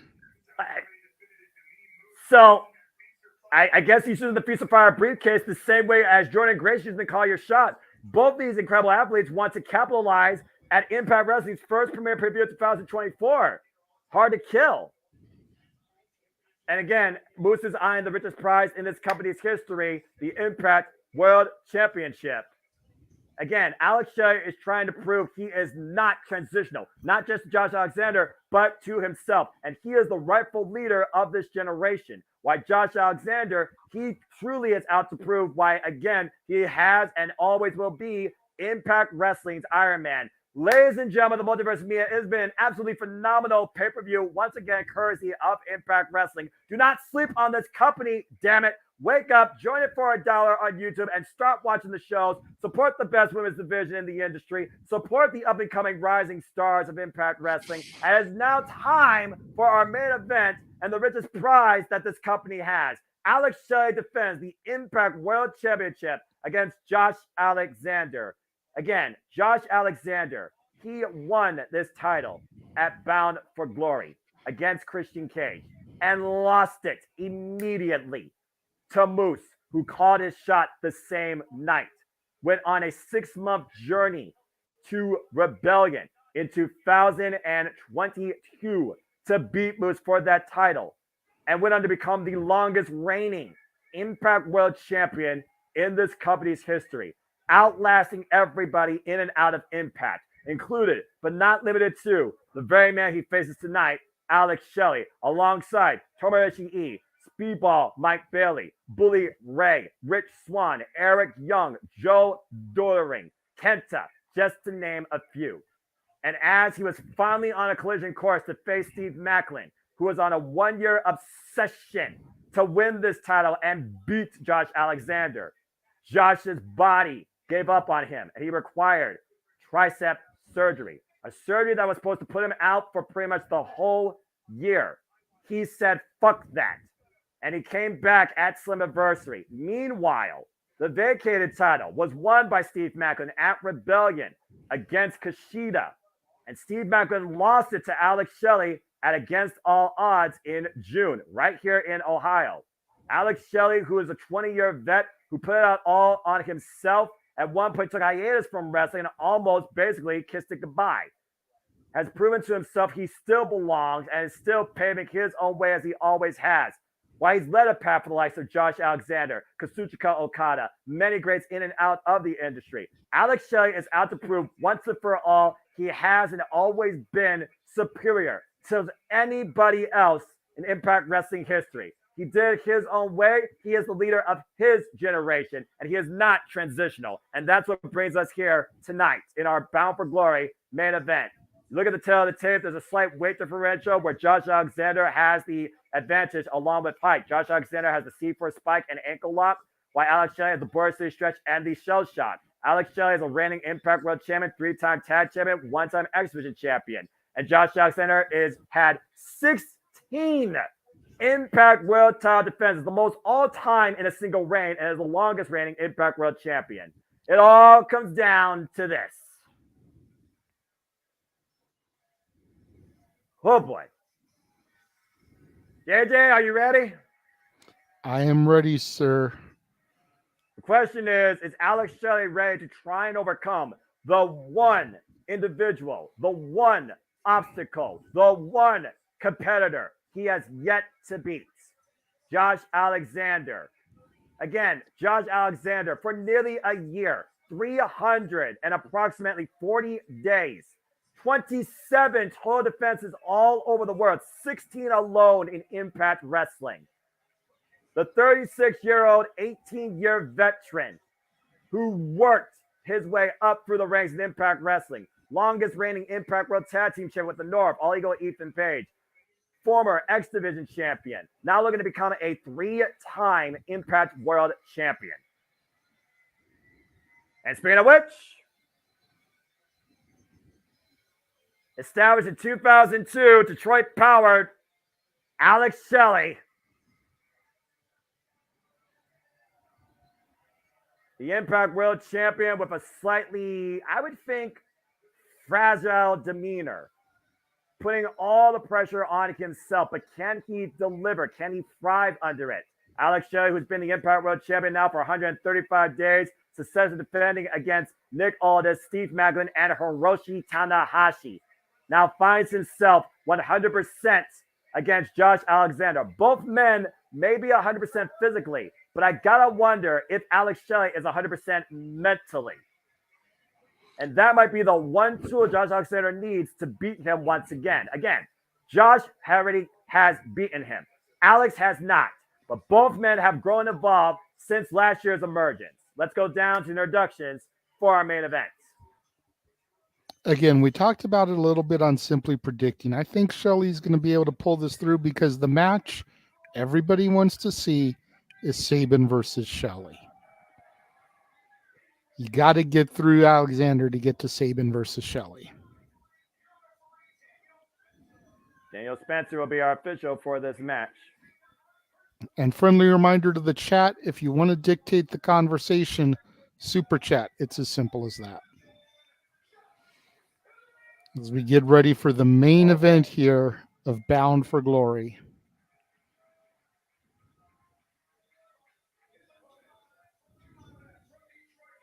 Detroit, Michigan, my neighbor up north.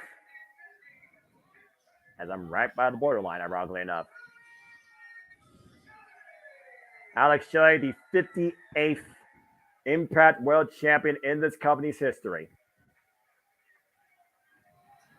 With over 1,300 matches in his career. 960 matches overall for Josh Alexander.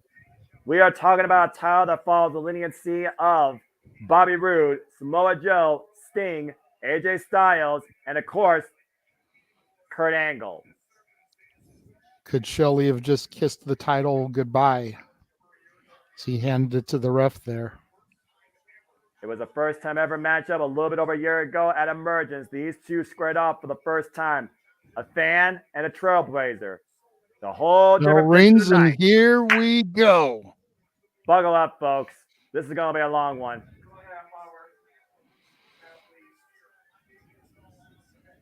Again, Emergence last year, these two first time ever one-on-one encounter. Alex Shelley the challenger, Josh Alexander the champion. Josh Alexander prevailed, but it took over 28 minutes. And again, these two, they're at the proof point. Who is the better man? Who is the true champion? Who truly is the face of Impact Wrestling? That's what's on the line here tonight, more than anything else. Your place in this company, not just to yourself, but to your peers, to everybody. The front headlock right now, and Alex Shelley, great transition, the float over again to the headlock, but again, Josh Alexander so damn technically sound. Alex Shelley even said that if Josh Alexander was in the era of prime Kurt Angle, he could literally surpass what Kurt Angle did for TNA. That's a hell of a moniker to live up to right there, JJ. Absolutely.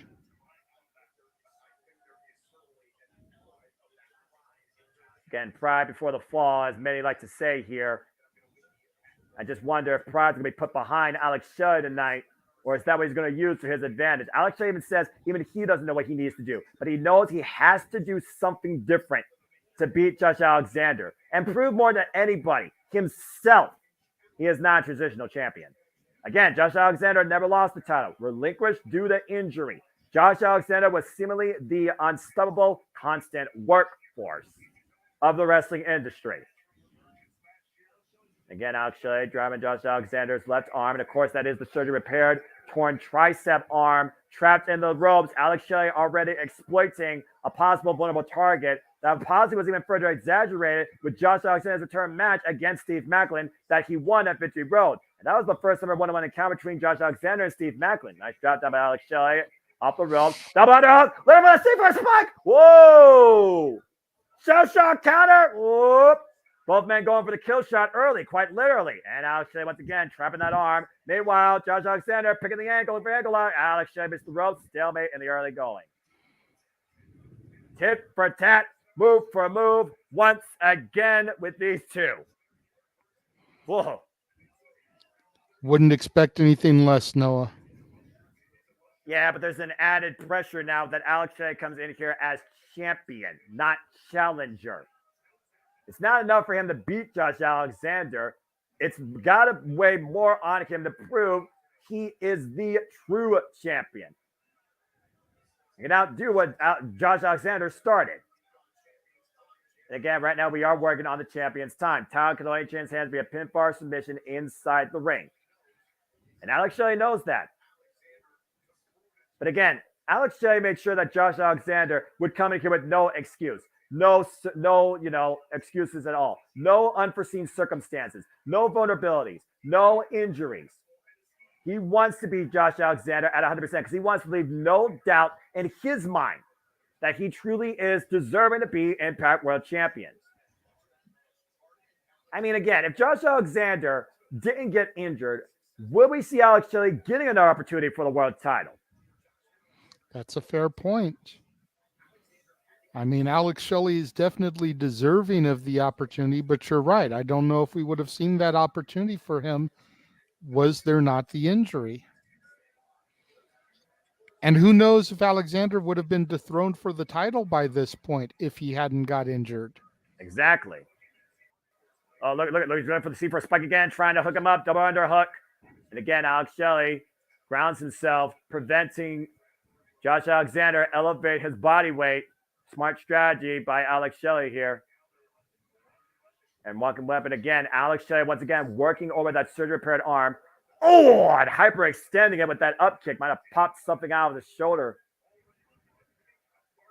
And again, Alex Shelley is so methodical. He picks apart and dissects his opponent. And he knows Josh Alexander is coming in here with at least two vulnerabilities. He has that surgery repaired neck that allowed him continued wrestling when he finally was never going to wrestle again. And more recently, that left torn tricep. And now he's working over the right hand and denting the digits. Oh, God.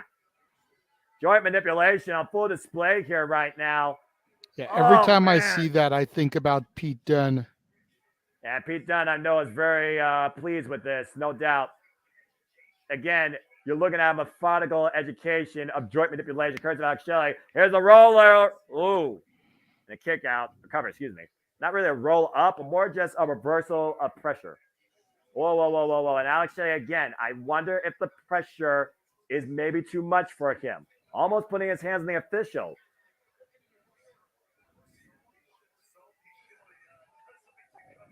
Salty Shelley. That's a good one by Matthew Raywalt. Thrown up the ropes and dropped him by Alex Shelley. Josh Alexander, but in misdirection, though, takes Alex Shelley off his feet with the shoulder tackle. Great move there by Josh Alexander. Alex Shelley falls up, though, with the single leg kick. Boot to the face. And another boot. Josh Alexander driven off the ropes again. Miss again. Oh, big shot. Takes Alex Shelley off his feet.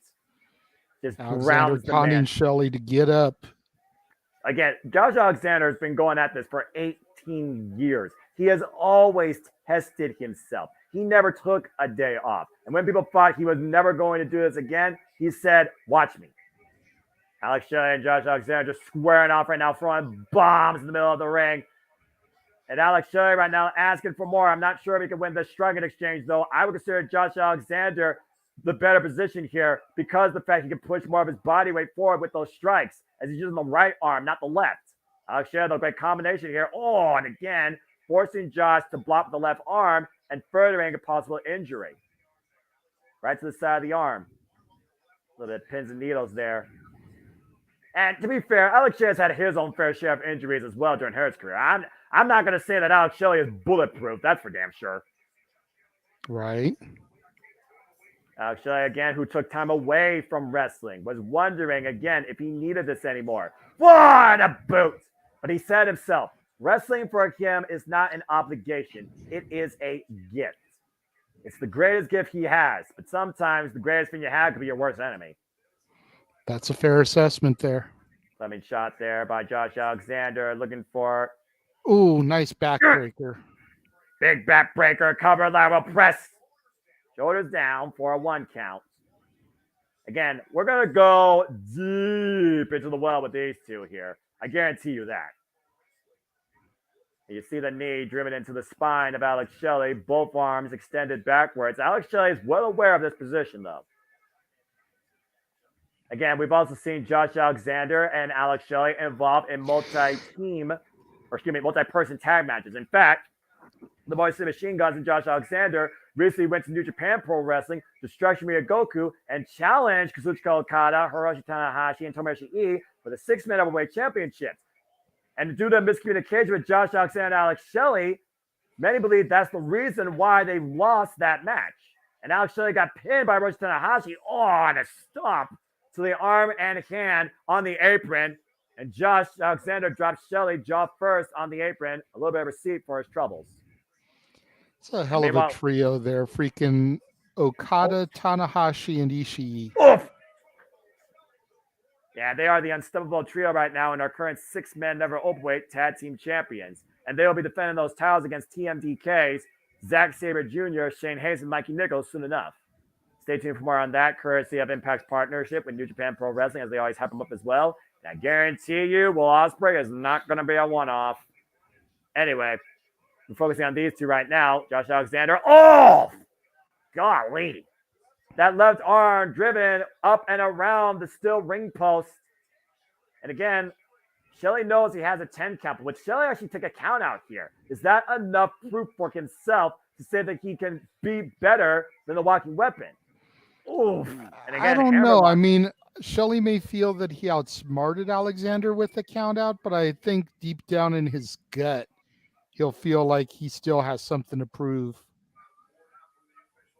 Kind of 4 now from the official. Alex Shelley right now. What the hell?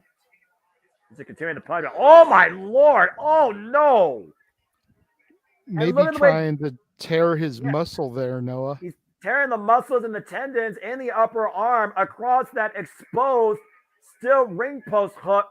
And now trapping the fingers in the opening of that. Further damage to the left arm and the left hand of the walking weapon. Again, this is the calculated, dangerous, methodical nature of our Impact World Champion. But this is also straight out of Alex Shelley's playbook. It's been his MO his entire career. But we're seeing what Alex Shelley right now is willing to do to hold on to the championship and to pursue it for 20 years. Oof. And Josh Alexander capitalizes, driving Alex Shelley head first into the steel ring post. The thing about Alex Shelley's style, if he's too slow to capitalize, all Josh Alexander needs is a moment to counter. And we're seeing that right now here on the outside. Big chop. And Alex Shelley pushing away the challenger, just trying to create some distance possibly. Or again, lure him into a fuss security. Josh Alexander rolls around the corner, breaking up the ref's 10 count. Ooh. Both men making sure this fight will continue for the long term. A count out will not determine it. Ooh, nice kick to the midsection there. Now Shelley, oh! God! Missing the chop and hitting the ring post for his trouble. That's enough to break a hand. And the walking weapon going to work with the open palm strikes to the chest of the challenger. Excuse me, champion. It's weird seeing Josh Alexander in the challenger position after such a long period of time. That's very true. Yeah. So you get so used to seeing somebody as a champion, that seeing them actually challenge for gold is like, wait, what? Yeah, right.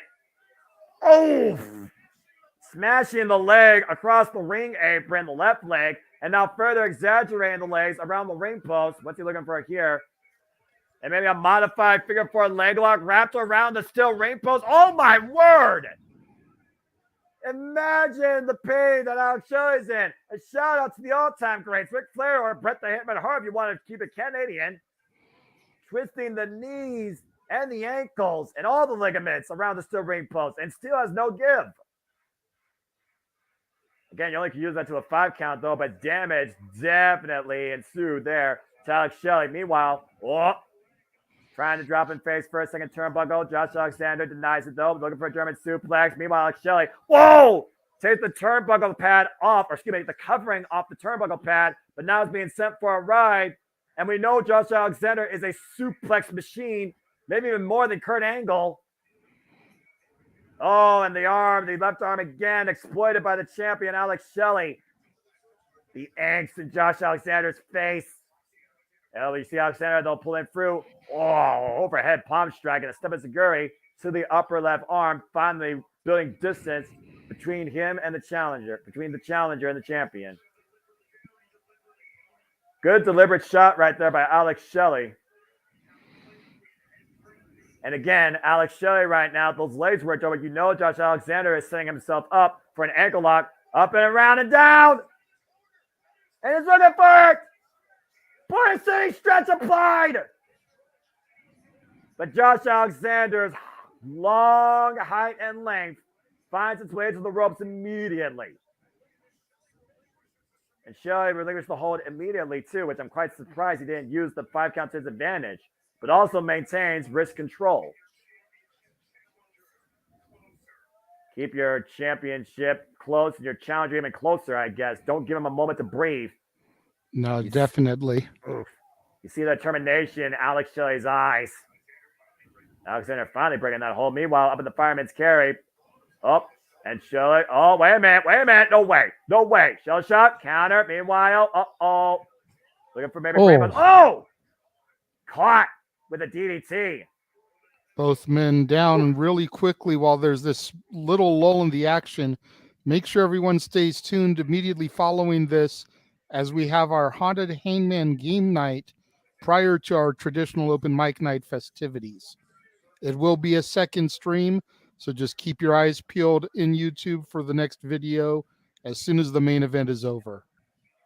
And so much more coming up here tonight. JMN Multiverse Mia and the weekly Saturday night shenanigans that are hosted by us here for your entertainment. And we appreciate all of you that's been tuning in for the entire time.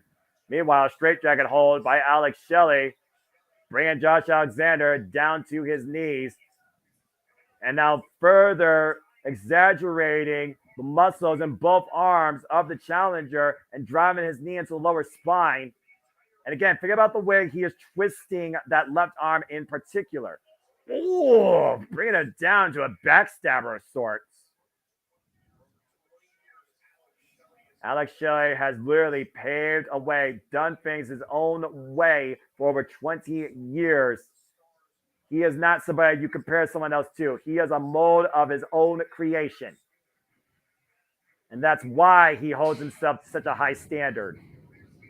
Oh, and that's why Josh Alexander became a fan, became a wrestler in the first place. Oh, Shelley just smacking the taste out of Alexander. Yeah, but another one. Alexander's still holding on, though. And this but is Josh Alexander the type of dude you want to piss off with something like that? Well, I think that clothesline answers your question without me saying another word. But again, also, he is forcing Josh Alexander to expend more energy. And he didn't use the left arm on that. He used the right arm, but he is still using forward momentum. And that has to cause more damage. So again, it might play to the champion strategy as he gets pins and needles into his left arm himself. Oh, it drives to Josh Alexander. Irish whip, reversal, Irish whip. Forearm, counter, reversal, up the ropes. Whoop, the slip out. Waist lock. Alex Shelley skying it again, and this time maintains hold of the corner. Raise all overhead, belly to belly. Great sequence there by these two competitors. And Alexander got the better of the champion in that exchange. This is professional wrestling. Every time Alex Shelley You think he has the advantage. Josh Alexander's come back with an answer. Shelley gets the boots up, though. Josh Alexander running in. Another kick to the arm, the left arm. Alex Shelley lures him in, though. Oh, face first, second turnbuckle. And just drives his own momentum down. Josh Alexander right now. You see Shelley flexing his arm there, trying to get a little bit of feeling back into it. Again, the wounds of Keep battle it from going numb. The wounds of battle are clearly shown on both champion and challenger. There's no denying that, JJ. Alex Shelley right now might be looking for Snapdragon suplex. Josh Alexander through. Oh, Snap German instead. Transition into the waist lock. Josh Alexander looking to fall in, though. Eats the knee to the midsection. And Alex Shelley looking for maybe a sliced bread. Got it! Oh, wait a minute. What? Hit a roll through. Alex Shelley. Uh-oh. Chaos Fury. Oh, wait a minute. Big German suplex on the Prince of cover two. No. Kick out by Shelley. Chaos Fury on full display. Shout out to Chad Gable of the Alpha Academy. Whoa. Excellent sequences here demonstrated by both competitors here in our main event at Bound for Glory for the Impact World Championship. It speaks to the value of this title, and it speaks to the resilience of both the champion and the challenger. Double underhook. Once again, Alex Shelley, though, grounds his weight in the mat. Drops to a knee. Josh Alexander climbing shots, though, and a rising knee strike.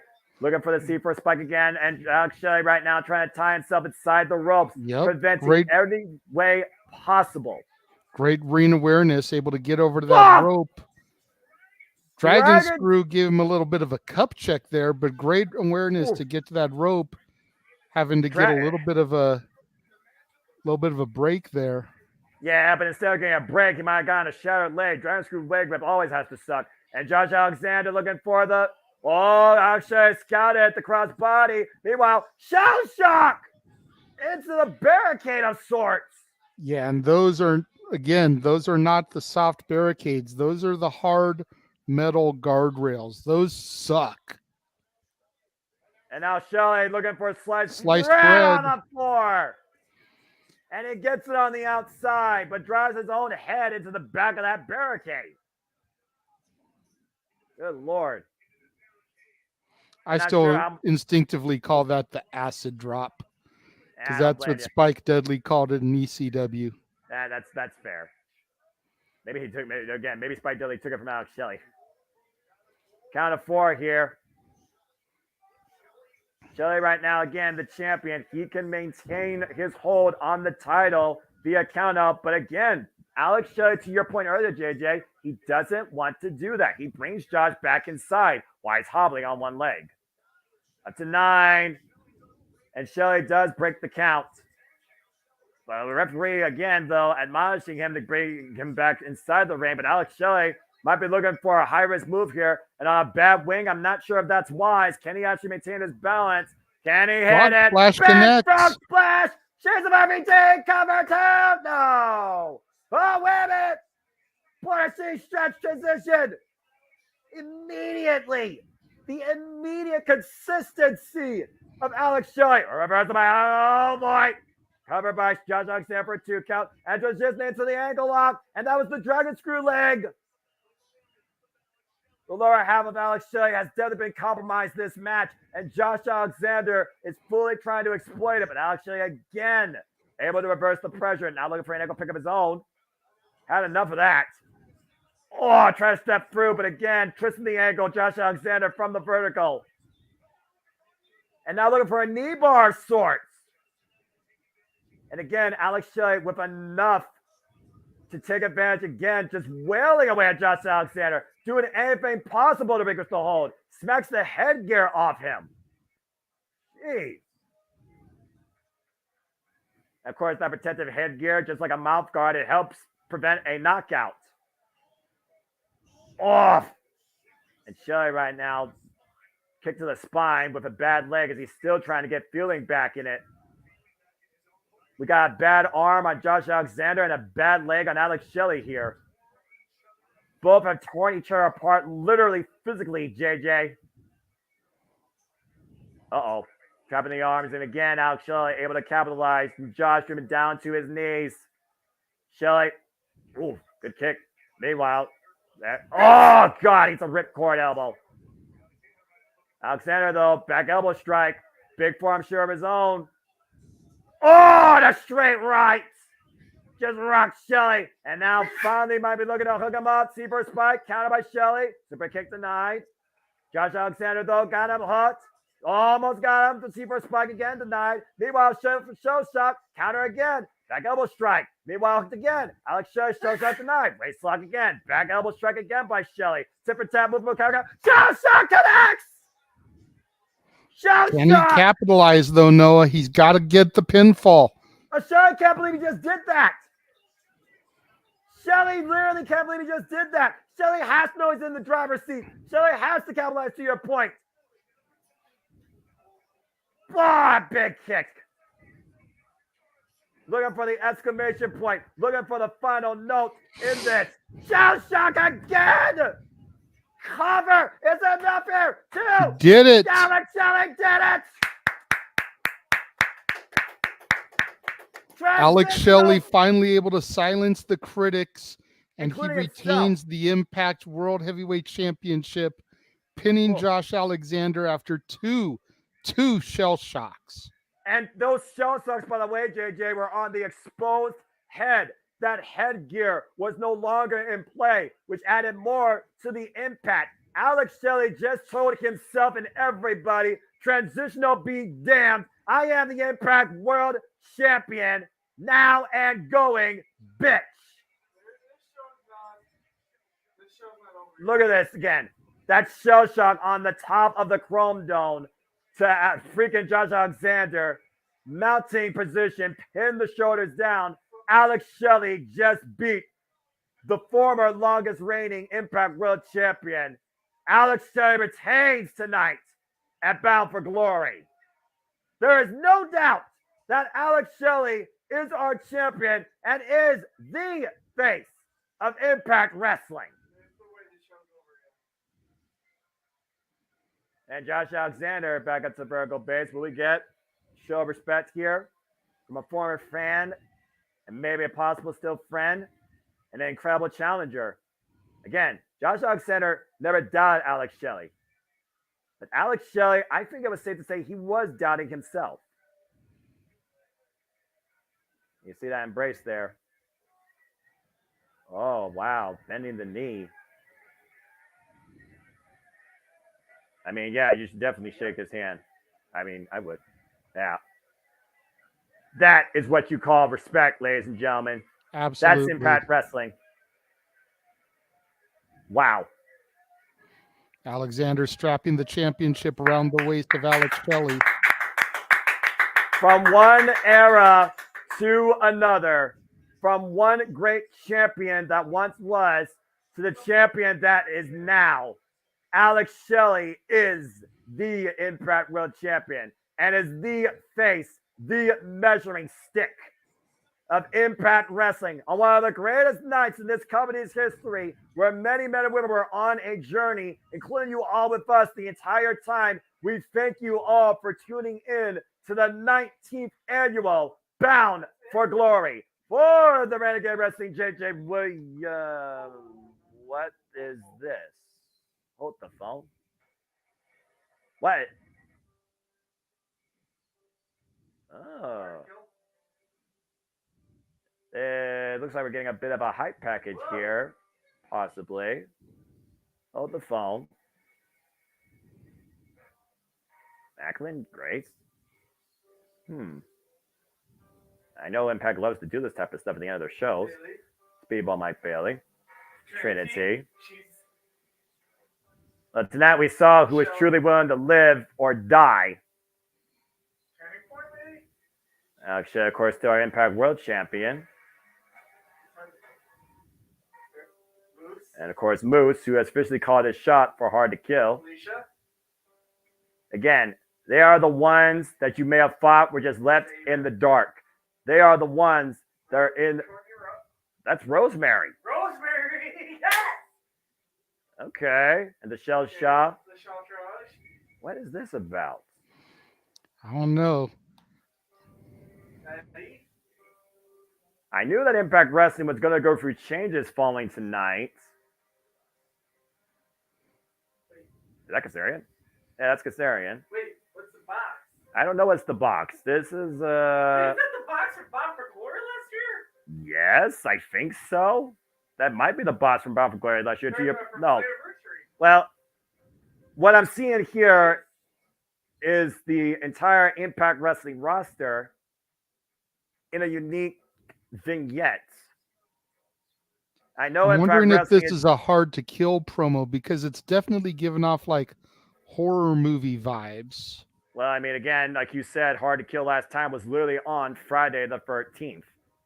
And right now, all the men and women of Impact Wrestling stand in a clearing. Is the path seen clear to Hard to Kill? Is there brighter days and things ahead for Impact Wrestling? Are we about to change the game once again? What's ahead? Oh, black eye. Why are they here? Why does Josh have a black eye? Yeah. It went away. Oh, yeah. Don't sleep. Don't forget. Always respect. Yeah. The rest is breathing. Change. What's the change? Where it all started? What? Where it all started. Where it The all asylum? started? Asylum? Wait a second. Russell? Huh? Look what's closed. Are they talking about the past now with the future of TNA? But I say, how many times do I say don't sleep on fucking Impact Wrestling? Okay. I guess the next chapter kind of kicked off tonight. That's the case then. Huh.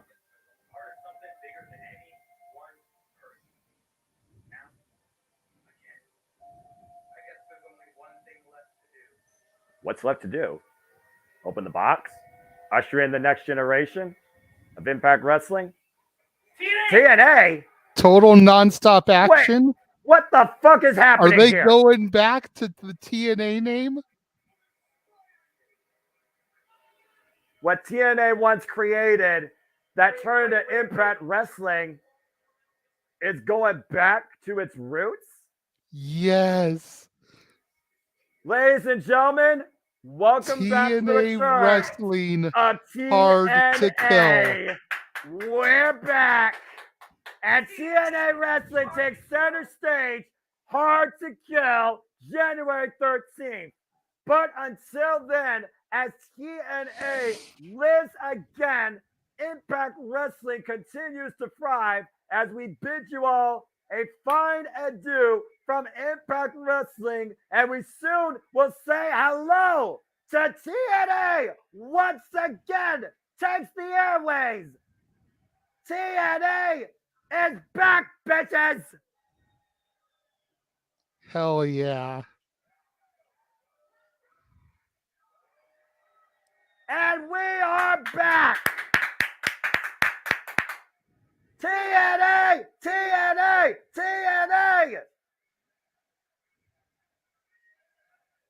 Say it loud, say it proud! TNA is back! That's awesome. And with that being said, for Impact Wrestling, as we will bid it finally farewell, at least for tonight, for the Renegade Wrestling JJ Williams, I am the Superman Noah Foster. Don't fucking sleep on what was Impact Wrestling, and wake up to the return of TNA. Thank you for tuning in to our coverage of Bound for Glory. Absolutely. And don't go anywhere. After a brief intermission, We will be back at the top of the hour with our coverage and presentation of Haunted Hangman across the Jeff Meacham Network Multiverse of Media. And then we will immediately go into our normal Saturday night shenanigans that are open mic night. We will see you guys momentarily. Thank you for tuning into our coverage of Bound for Glory. Thank you all. Welcome back, TNA.